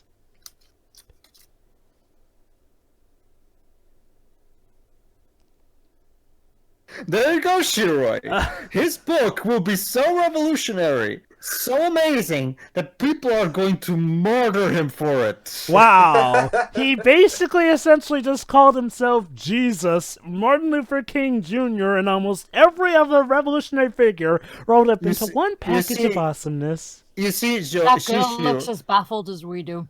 You see, Shiroi, you're just mean. You're just always mean and evil to poor Shyamalan, who's just trying to make some awesome movies for us. So much that you'll kill him. He gives and gives, but you just take. You guys don't appreciate what I do for you guys. But get this. Even though he knows that this will be his future, he still will continue to write for the greater good. Because he's just so selfless like that. Oh, Shyamalan, you are truly my hero. Oh my god, his erection, it's getting too big. Get the fuck over yourself, you fucking moron. Okay, bear in mind, this was 2006, Shyamalan. We know he could have looked at himself in the mirror. Shit. Well, the problem is that later on he made The Happening, so clearly he didn't. I'm talking about now. I mean, yeah, Glass sucked. Yeah. That's the thing, though. Glass repeats a lot of the old problems, so I really do not know whether or not he's finally gotten over himself because, well, Glass happened. I'll just see what his next original movie is like. Oh, get this? Nobody likes the critic. That's the thing, though. Technically, Glass was a financial success, so maybe I like the visit. Yeah, and I love Split. The problem with Glass is like, well, it's a financial success in the sense that it was a financial success because people were expecting good stuff. The problem is that I did show Unbreakable to Shira, and she liked that quite a bit as well. Mm-hmm. Did you see The Sixth Sense, Shira? I don't think so. It's the one that got Elliot Joel Osment on the map, even before Kingdom Hearts. The dead people one. And established and reinvented. Oh, that Bruce Willis one. again. Okay. It's his most iconic movie. Like when people think Shyamalan, usually Did the So- universe sorry, go will give ahead. us signs? Oh god, don't remind me of that one. Oh. Hold When I on, think Dibs. Shyamalan, I think Avatar. Now, Oh, Pedro, oh. you gotta believe. Hold on, Dibs. The Tureks still feel the Scrunt's presence nearby. And I don't apparently, give a shit about the Taturics. I feel the Scrunt's I presence just want in the this wind. race to end. I'm Don't- clumsy. oh, Well, there you There go, you go. guys. The story literally admitted that she's clumsy. Story just admitted that she sucks at being a Madame Narf. So wait. So does this mean that the story itself is clumsy, since story just said she's clumsy? Yeah. You try and use I that guess defense so. and look and see She's where the I'll living go. embodiment of this very story that we're being told. So half naked and a mess? Yeah, pretty much. Yep. Oh, she doesn't want to be a Madame Narv. I want to be like other girls. I want to be. There's Oh a- God, no. Damn it, Jova. You're Just to played be by free Bryce like Dallas. other girls. Yeah. You're played by Bryce Dallas Howard. In what way is that not? Oh shit! The Great Eatlon is coming. Yeah. You know, Dwibs made a good point, though. Bryce Dallas Howard, not a leadership character. Holy cow, talk about messed up casting. Mm-hmm. And you know, wasn't Bryce in another of M. Night Shyamalan's movies? The Village, I think? Yes, the yes, village. the- Yes, She was in also the main Village. protagonist of that movie, too. I haven't heard of that one. Well, remember, Jova, in the village, she was the blind woman. Exactly, yeah. Oh, for goodness sake. Oh, yeah! Oh, boy. Don't worry, Shiro. For a blind woman, she manages to do things that most people with eyesight wouldn't be able to do. So Okay, she's I fine. thought he was gonna like screw it up. Well, Question, depends. question, Shiro. Have you ever seen Quest for Camelot? I may have once. Because the blind character in Quest for Camelot can use a stick to beat the crap out of bad guys, whereas our female protagonist who has eyesight can't do it for shit. Oh. So there Well, you that's go. actually pretty realistic, And- since a lot of bearing people. in mind, that- bear in mind, her dream is to be a knight. Go ahead. Right, Shiro. it's pretty realistic actually, because you know, due to the vulnerability factor, a lot of blind people actually take up various forms of martial arts. Also, the guide cane is a legal weapon anywhere in the world. Wow. So if someone tried to rob him, he or she is perfectly entitled to whack him one. I can Well, understand that. I can understand. Okay, Shiro. In self defense, of course, yes, you Well, yeah, can use your obviously. guide cane to whack a guy.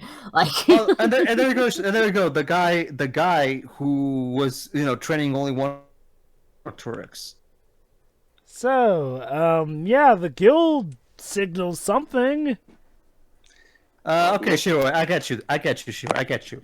But does that mean they're capable of reacting to how the plants move and jump on them as they move along? Basically, do platforming.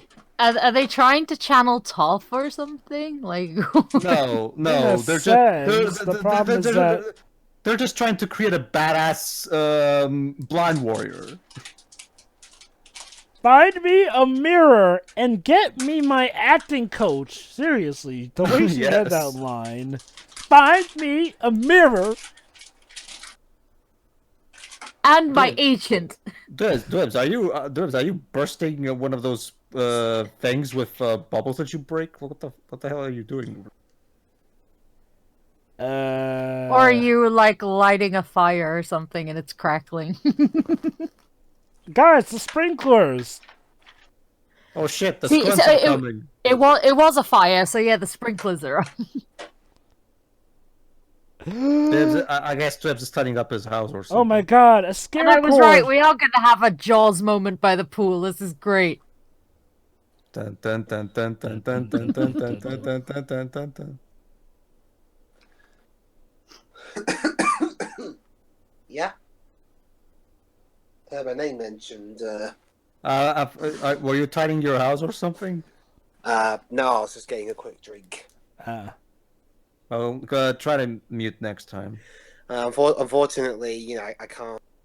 I did it on the other side of the room, so I thought you guys would be able to hear. Loud and clear. I guess it's because there's nobody else around, so the sound carries better. Hey, guys, why isn't this working? Why isn't our most complicated plan working? Oh, shit. Oh, boy. Yeah, the way you guys said that, it reminded me of that bit in Speed where Keanu Reeves was like, "Oh shit," and then the guy on the phone was like, "Oh darn." Well, crud. The Scrunt has made its first victim. Which is Kind the of. story. The story is dead. No, she's not dead. She's just wounded. Shame, because then the movie could end. That's And another now thing, her by the hair way. turns Yeah, blonde. and now she's blonde because potatoes. Okay, that's another big problem with this movie. Okay, look, when the only source of drama in your movie is will X person get home, then the audience needs to care, and I mean care their ass off about X person. And yet this character has absolutely, she doesn't even have quirks. She's just a complete fucking plot device. Ooh. Ooh, The wolf got in, even though he couldn't enter before. Excuse me, Mr. Jova. Fine, the Scrunt. The Scrunt. I would appreciate, Jova, if you'd get your terms correctly. It's the Scrunt. I know what they are, but I'm trying to make it so that our audience can somewhat take this seriously, because Scrunt is... Isn't that funny? Isn't it sweet? He's trying to make the audience take the lady in the water seriously. Wow. Isn't that adorable? Shiroi, Yeah. Shiroi, story may die. Don't you care? I don't know about you, Pedro, but I do take this seriously. It's seriously boring. Yeah. Again, that's the thing. Oh, just you wait, because we have yet to. We're about to get a plot twist, believe it or not. Yes. The story was the main villain. No. I wish. Turns out this wait, guy hold on. is not the symbolist, the symbologist, or whatever the hell it was term. The symbolismist. Suddenly, I don't feel like an There you interpreter. Even though I've kind of been doing that this entire movie, so... There you go. So there's somebody else who's a symbologist. So who could it be?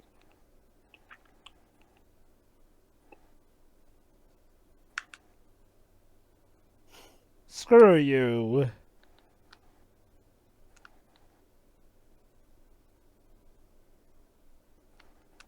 But the quirks, man! They were so quirky! Yeah.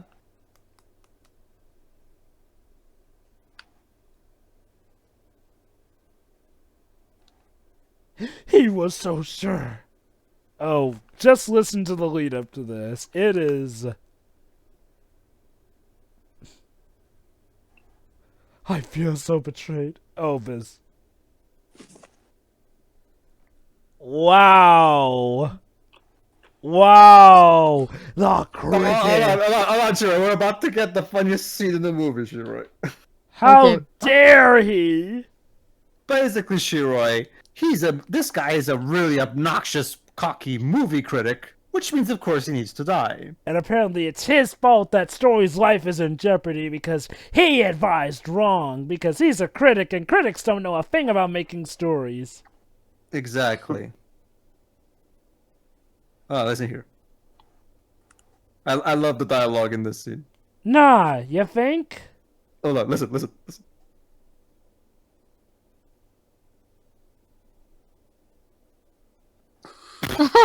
Wait for Hold it, on, wait. hold on, wait for it.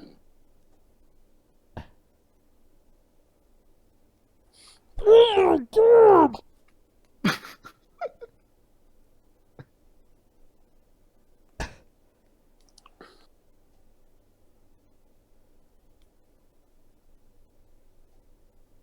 Except all those things have happened.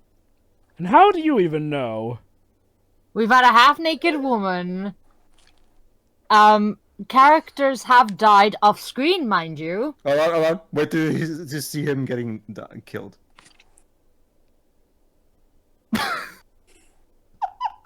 Yes, I will shut the door as you are approaching onto me!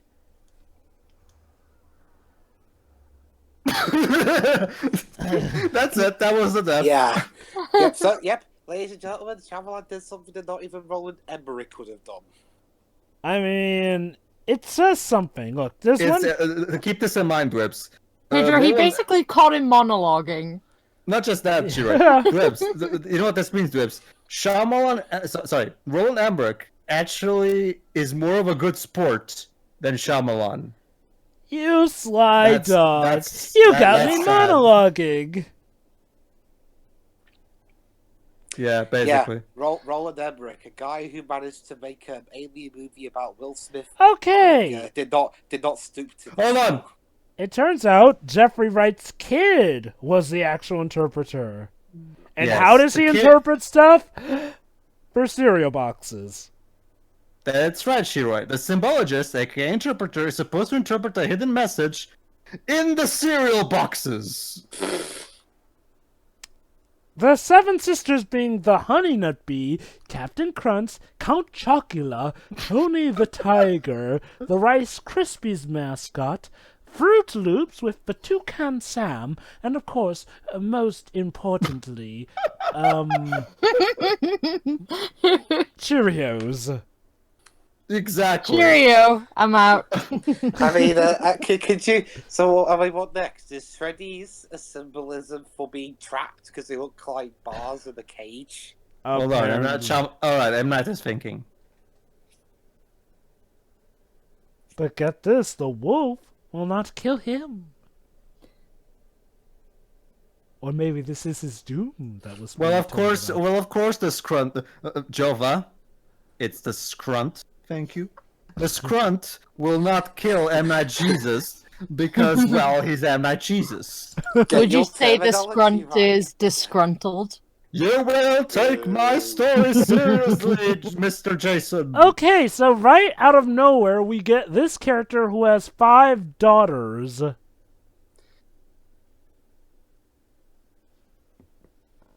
Which means that a lot of these characters we've gotten to know are kinda just there.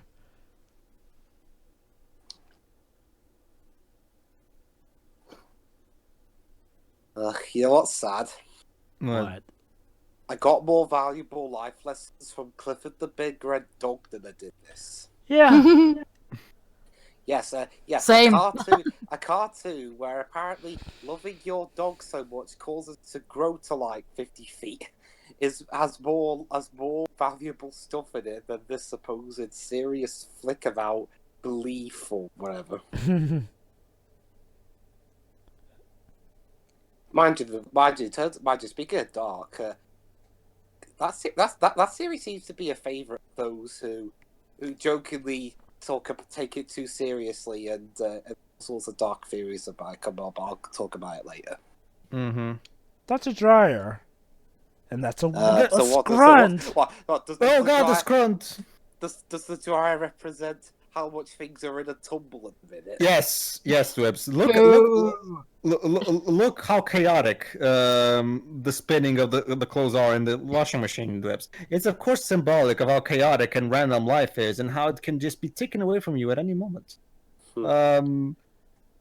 By the way, one thing that Shyamalan did say back when this movie came out about in interviews was that when it comes to the whole thing about the weird decisions in this movie, he tried to justify by saying, "Well, I'd like to lean towards originality more, and originality requires originality requires breaking rules. First of all, Shyamalan, no, originality does not require breaking rules necessarily. Yes, a lot of times maybe there will be a process where maybe you'll have to break a rule or two for the sake of doing something unique. Yes." But originality doesn't necessarily require breaking rules, as Hayao Miyazaki's catalog demonstrates. Because how do we solve the plot of this movie? By not listening to the critic, but by following your heart. Yes, that'll automatically make any movie good, right? Well, of course, Jova. All that's missing is the fucking song about is Bryce Dallas Howard singing a song about wanting more. Again, You here's... know, if this film came out a decade later, what would you think Shyamalan would have done to try and work in the whole Rotten Tomato controversy? Most likely. God. You know, also, I want to remind you that in order to fulfill this plot... Oh my god, I figured it out. I figured it out. The critic would go around throwing tomatoes at people. Oh. Yeah, it's like, yeah, your movie sucks. Oh, but get this, guys. The supposed healer isn't actually healing her. Could this mean that the healer is not who we thought it was? So who could it be? Oh my god, he's saying exactly what I'm thinking. Why don't you take her to a hospital? Like, ever? Do hospitals just not exist? Unfortunately, Jova, despite the fact that this film cost $70 million, we couldn't afford to build a hospital set. Where just did that. that money go? Not just that. Sandwiches, I told you. How about this, Joe? Well, I'll quote Heavy Rain. No hospital. There you go. You know, at least there was a Hold on. She read it. Hold on. a hospital He read it. Heavy Rain. Turns out he read it wrong. It was my first time reading off the cereal boxes. That's what the map on the back is for, Jova. Aha. He. Yeah, sorry, it's an not easy a mistake she. to make. But a he.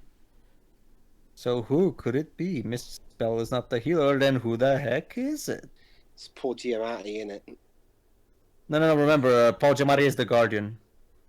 Well, it could also be the healer. No, apparently you only get one role per character as per the unwritten rules of this unwritten story. Yeah, if a guy who says he wanted to break the... there doesn't seem to be a lot of rule breaking going on here. In fact, it seems like you have to follow the specific rules in No. order to get anything done. No, that's what he said. Shyamalan said that in order to get originality, it requires breaking rules. So basically, he decided that he was going to basically just break every rule for this movie. But that's the thing, though. As Stu's pointed out, though, there's all these rules in this story still that they have to follow. So much for breaking the rules. Did he leave out that bit in the interview? You have to break you have to break all the rules so you can make your own rules. The first rule is there are no rules. It's like, yeah, great. Dragon Ball, Wax was talking about before Dragon Ball, so. And yeah, at least the writer for that apologized for it. Let's see. I want to remind you that in order to solve this plot, we have to introduce new characters right out of the gate, seeing as how, the whole daughter thing. Also, I love how a father is completely okay with all 5 of his daughters being in on this. Like, what the fudge? I'm sorry I couldn't protect you, woman who I barely talked to. I don't even know. Despite us being the 2 main leads. Wait. Was I correct, actually? Hold on. Let's see if this is correct. Alright, Shiroi, if you think this is correct, pick the right button. If you think this was wrong, pick the left button. They remind you of God? They remind you of God? Shyamalan, please. Yeah, I was gonna say Shyamalan. Please, Shyamalan, don't bring God into this. Even he can't save your movie at this point. No. We already did, Joe. But remember, Shyamalan is God. No. He was going more for the Jesus This is the thing. second coming. He was going for the Jesus thing rather than the God thing. I think that's a common misconception. Some people get God and Jesus mixed up. Yeah, Jesus is God's son. God is the creator of Earth and all the jazz. Oh, God, and look at that! She healed him. Yeah, he does have two. He healed her. Congratulations, Dwebs. You got the twist. Yeah, so much for that one. So much for that one role per person. I love you all so much. Do I even know you, by the way? There you go, Dwebs. That's the big plot twist of the movie. Paul Giamatti is actually not just the Guardian, but also the healer. Oh, isn't that so cute? He loves them all so much. What a family kindred moment this is. By the way, who the hell are you people? Seriously. We were barely introduced to any of these characters. God. That stair looks even... That stair looks more dead than when she was dead. Yeah, could you go back to being dead, honey? Yes, yes, that's right. Scare the wolf off, the scrunt off with the pool handling supplies. That'll go well.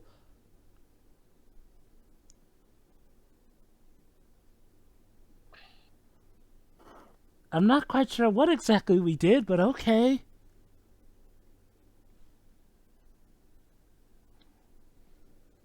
Well, You know what? Where the hell is the great Eatlon? He's sure taking his fucking sweet time. Oh, goody, more future stuff. Isn't it so sad, guys, how M. Night Shyamalan's going to die? Also, for a scrunt, you really suck at your job.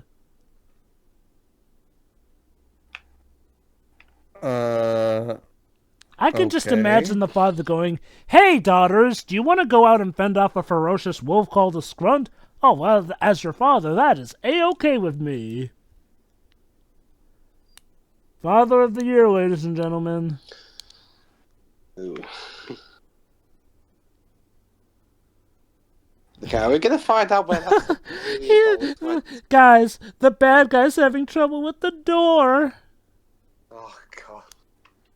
It's like Signs of Jurassic 3 all over again. Yeah. Yeah, I mean, I'll rent another time. Yay! He finally broke the door open. Yeah. So officially, so those things are better than the alien ties. These things can get through doors.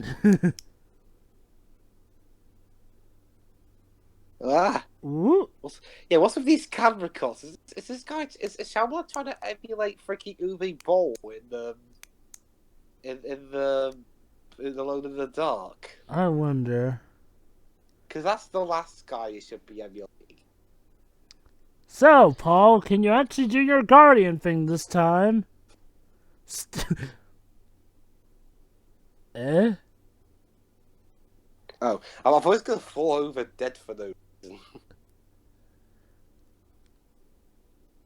I will kill you with my scraper. Pool cleaning supplies. Yeah, some threats these are, and they can be fended off. Okay, clearly the money did not go into the effects. Unfortunately, it's still not working. Maybe the Scots- money went into paying for the actors. I don't know. Okay, seriously, the Scots here look horrible. Oh, look at this, guys. It turns out Paul was not the guardian. It was someone else. And There you go. There you go, Dibs. Turns out the one character Peru. There you go, Dibs. Turns out.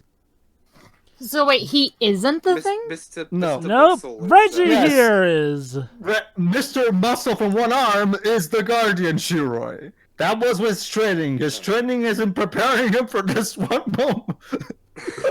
And Now Hey, he I can just- menace him off with the pool supplies.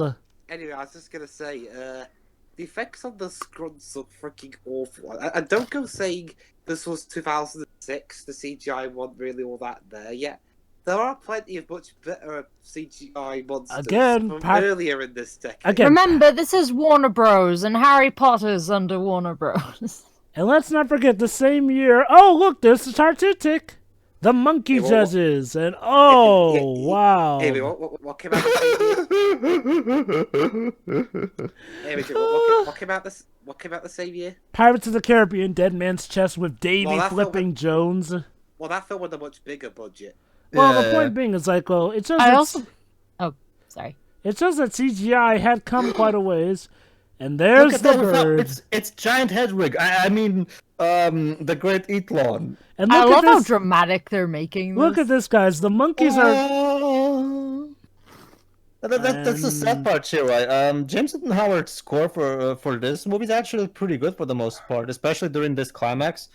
The problem is it's all sucked out by the movie's fucking pretentious nonsense. Oh yeah. Like I won't lie, I actually do like the music for this movie, but I haven't mentioned that because this movie buries the good under a mountain of bad. Yay, we did it, guys! You gotta get a digger to shovel that shit. And now There the you bird. go. Again, since we can't really afford to show the bird properly taking her, let's do it if it's distorted by the water. There you go, guys. We managed to survive until the Great Eatlon got here, thanks to the help of the Tarturic, who helped us stop the scrunt. And now the Narf can go home.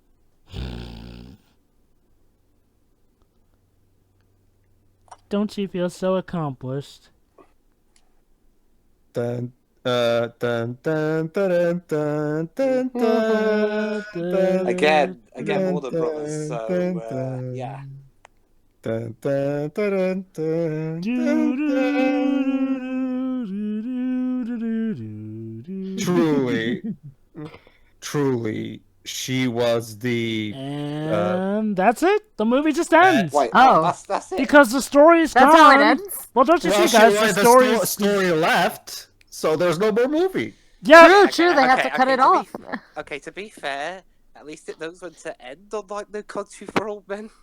that's not really saying much, though.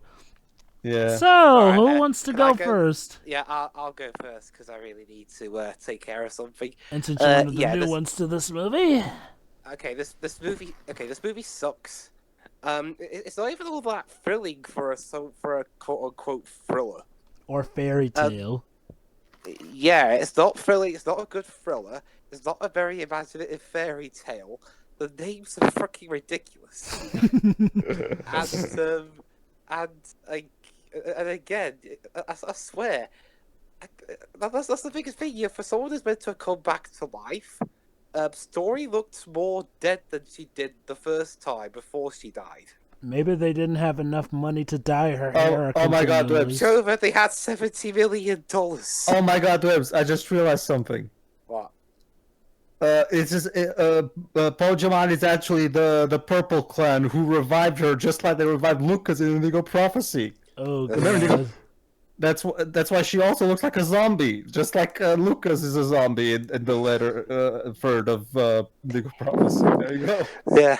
So yeah, overall, I think Disney really dodged a bullet with this one with Shyamalan could screw you, and again, I mean, why did Warner Brothers even give him $70 million? This film doesn't look like it costs that much. I guess it's because back in the day he was considered as the guy who could get stuff done so long as you gave him the proper budget. Funny, seeing as how this movie only grossed $72.8 million at the box But office. again, I swear you could get these effects done for like if you shaved 30 million off the budget or something. So really, all Warner Brothers did was just waste money. By the way, Liz, before you go, allow me to say this. At the end of the credits of this movie, there's a message from Shyamalan saying, "To my daughters, I'll tell you this story one more time." Yeah, Daddy, I'm please, just don't, I'm Daddy. sure they'll appreciate it. I mean, I'm not leaving the call. Just heading off for a bit, then coming back. But thank you for telling me that message, so I don't have to read it. But he also says after that. But then go to bed. Yeah. I'll tell you the story one more time, but then you must go to bed. Daddy, I don't want to watch this movie again. I feel sleepy already. Yeah, do you think now that this is out, he just makes them watch it instead of telling them the story? Oh, God. Oh God, I dread to think. Anyway, I'm done. Next. Sure, Oh, Wow. yeah, that's right. We have a vocal tune for our credits for some reason. Lovely. The music is nice in this movie, I will say, but that is where the positives kind of definitely end. Kind of, yeah. The story had no significance. What are you saying, Shiro? She was the main character. Yeah, the names are ridiculous. Like, those aren't names at all. They're plot elements. Yeah. I don't think she's talking about. I'm talking about her being called Story and her being called Guardian. Or talking about the Narfs, Grunts, and. No, I'm talking about like story and all that such. Okay. Like What those about the other names are silly, but these ones are just ridiculous. And again, bringing up the crossover, the storyteller was just an alias of sorts. Like.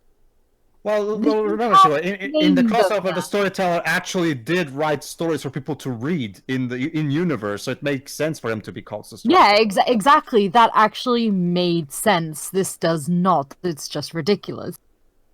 Yep.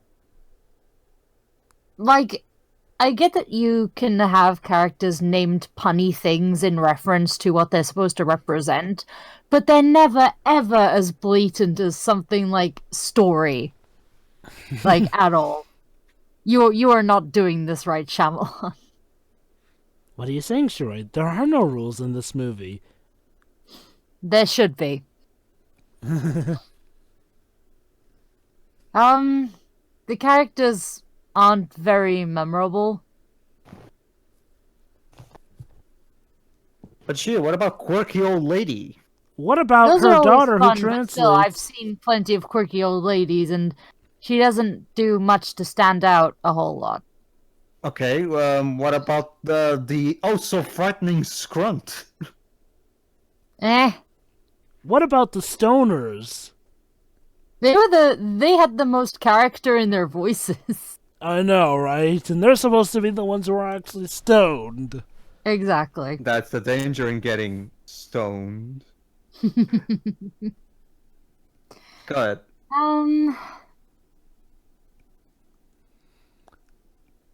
I don't know What about the effects? What do you think about the effects? they were basic. Like, What about the awesome murder of said movie critic and the self blowjob that this movie is? Shyamalan is a self-insert. Like, his existence is to be that. The killing of that one dude was just funny rather than scary or whatever. I will now turn around and you will come for me and I will run and escape. And with like the shaky camera and everything. Because as you know, this is a kid's film. Why I'm comparing this to a kid's Yeah, film is beyond me. As for the Scrunt, you can tell that it was like the effects were very poor because they kept it in the dark most of the time. That's usually a sign of, okay, we did not have the budget to make this work. Mm-hmm. The story is just kind of not very memorable at all. Or the character? I've already mentioned the character. She doesn't really do much. Neither does the actual story.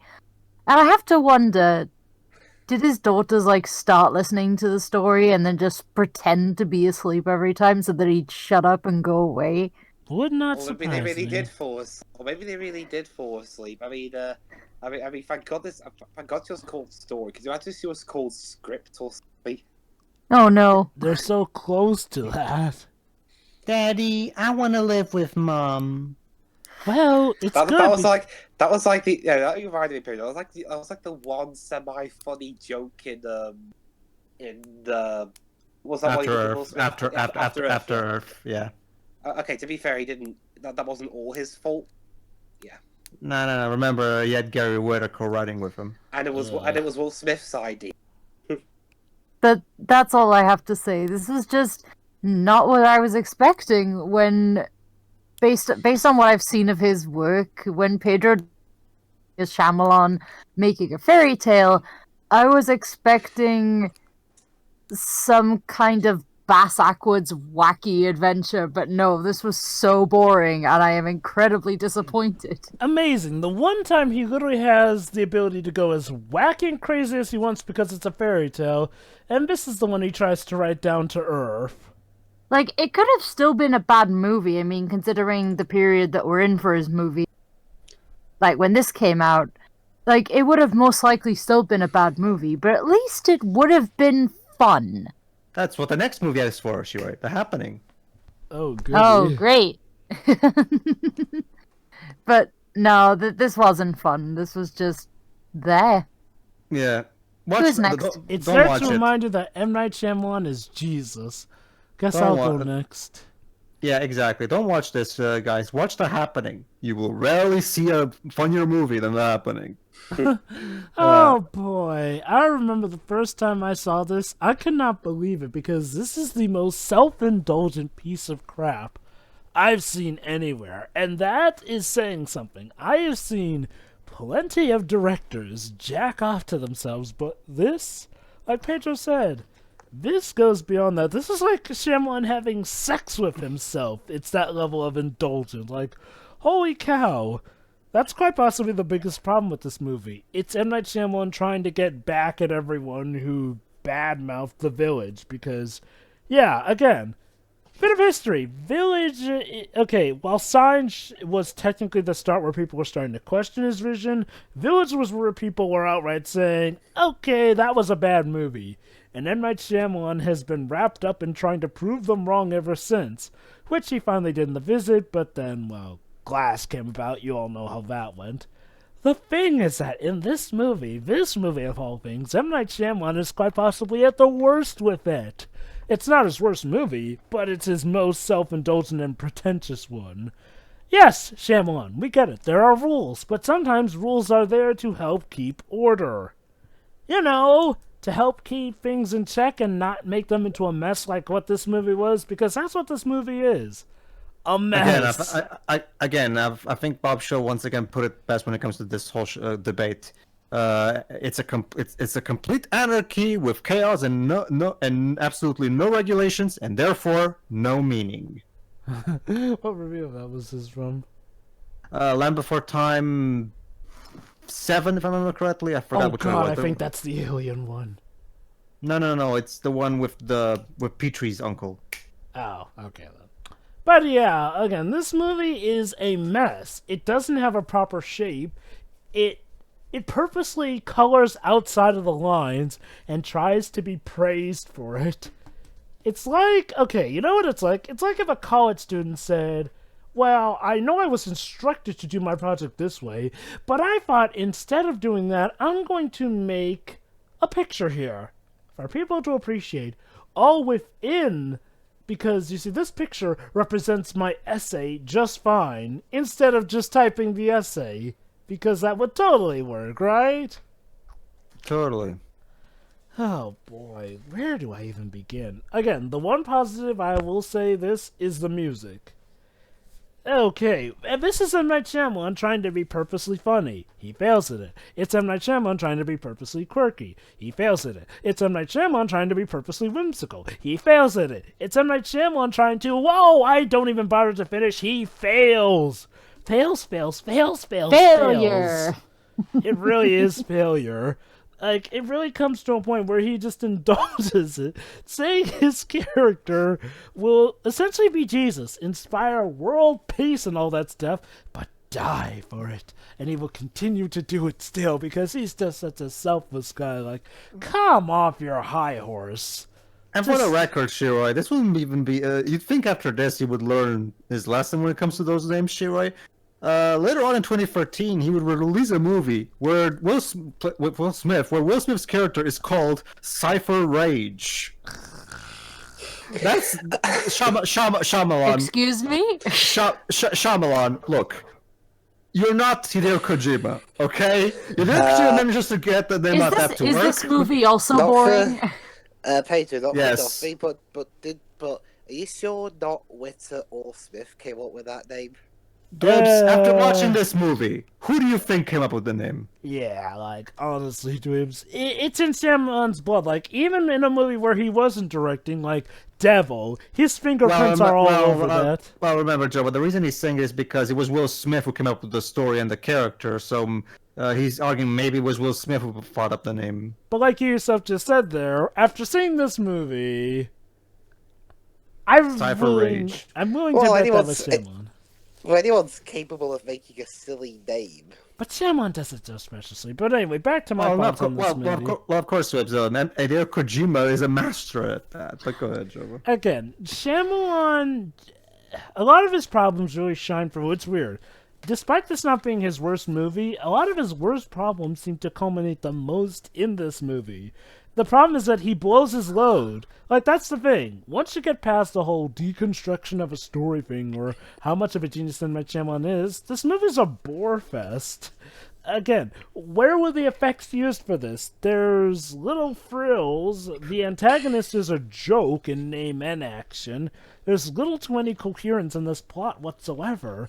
This movie is just so badly put together. And then again, M. Night Shyamalan expects us to applaud him for putting a movie badly together. Like he himself admits, he's breaking the rules. Well, congrats, you broke the rules. And no, I don't think this is going to be one of those projects that just because people hated it back then, people will praise later. Because, again, There's no real plot here. That's the biggest problem, honestly. There's really no plot here. It's us putting together and saying the making of a plot. That, in and of itself, is not really worthy of a movie. I mean, sure, you got stuff like Finding Neverland or Saving Mr. Banks, but those, man, stuff flower a lot better by still having a plot in and of themselves. Outside of that in this movie, there's nothing. Nothing! I'm done. Okay, so I'm probably the one. Okay, I'll be the more positive because, like I said, I find this movie to be absolutely hilarious. Not as funny as The Happening, obviously, but personally, I don't even the boring aspects. I don't know. Like, I guess the movie is just that fascinating to me. Oh, absolutely, it's fascinating. The weird choices, the completely ridiculous way the characters talk. It's quite amazing. Like, again, there's nothing like a good old Shyamalan script for some good old awkwardness. Tell me about it. Its complete lack of understanding about how humans talk is amazing. It's a lot of fun for me just to watch the completely silly way these characters are trying to literally speak all of these insanity with the straight faces that you've ever seen. Like, it's so amazing to me. Especially when we're literally summing up, and of course the M.Night Jesus shit is just oh god. And but yeah, to me it's just a lot of fun to watch. Like, again, it's one of those cases where just get drunk, bet a bunch of friends, and just watch this as it's I think it's a great movie for one of those B movie nights, if you ask me. Oh yeah, absolutely. I'm just critiquing it like a critic, but I guess that makes me the devil in Shyamalan's eyes. Mm-hmm. That's funny because one of his later films is called. The effects are crap. The music is great. James Howard always pulls through in these things. And yeah, that's about it, really. Like, if you don't basically, if you're willing to put up with the more quiet moments, it can be a lot of fun if you're in the right mindset. However, if you haven't seen that one yet, watch The Happening instead, because The Happening is awesome. The Happening is a comedic masterpiece, so go watch that instead. And that's it. So, that was Lady in the Water, folks. Sure, it can be a fun thing to riff on, but holy cow, M. Night Shyamalan had quite the ego. And sadly, that ego would not learn its place for quite some time. So, we hope you enjoyed our Generations commentary of Lady in the Water, with us having an updated look. You know, it's ironic, because when we first commentated on Lady in the Water, that was before stuff like The Visit came out to make, things feel better. And now here we are after Glass has brought Shyamalan back to how we thought of him before The Visit happened. Mm-hmm. Maybe next time he'll do better? Oh, who am I kidding? No. For me, the best part is that there's never a dull moment with this guy, and when it comes to film, when it comes to his career. Yeah, for reals, yeah. Because I still have no idea how the hell this guy continues to get work. Like, it really is a mystery. Well, anyway, and the mystery shall continue, but for now, we'll see you next time on Swashbuckling Consular Regiment Musketeers. But next time we need to do a Generations of The Happening. Oh, goody. Let's bring in Teo here. Let's bring in Teo in here. The Disney's The Happening. Do I have to watch this again? Someday, you mean Lady in the Water? Someday. You mean Lady in the Water? No. Yeah. If we ever... No, you won't have to. You don't want to watch The Happening with us? I don't know. I'll watch The Happening with you. I just don't want to watch this again. Okay, tell me, Sheree, was it the pretentiousness or the boringness that got to you more of this movie? The boringness. I know All right. Shyamalan is pretentious. All right, see you for that then, everybody. See ya. Yeah. See ya.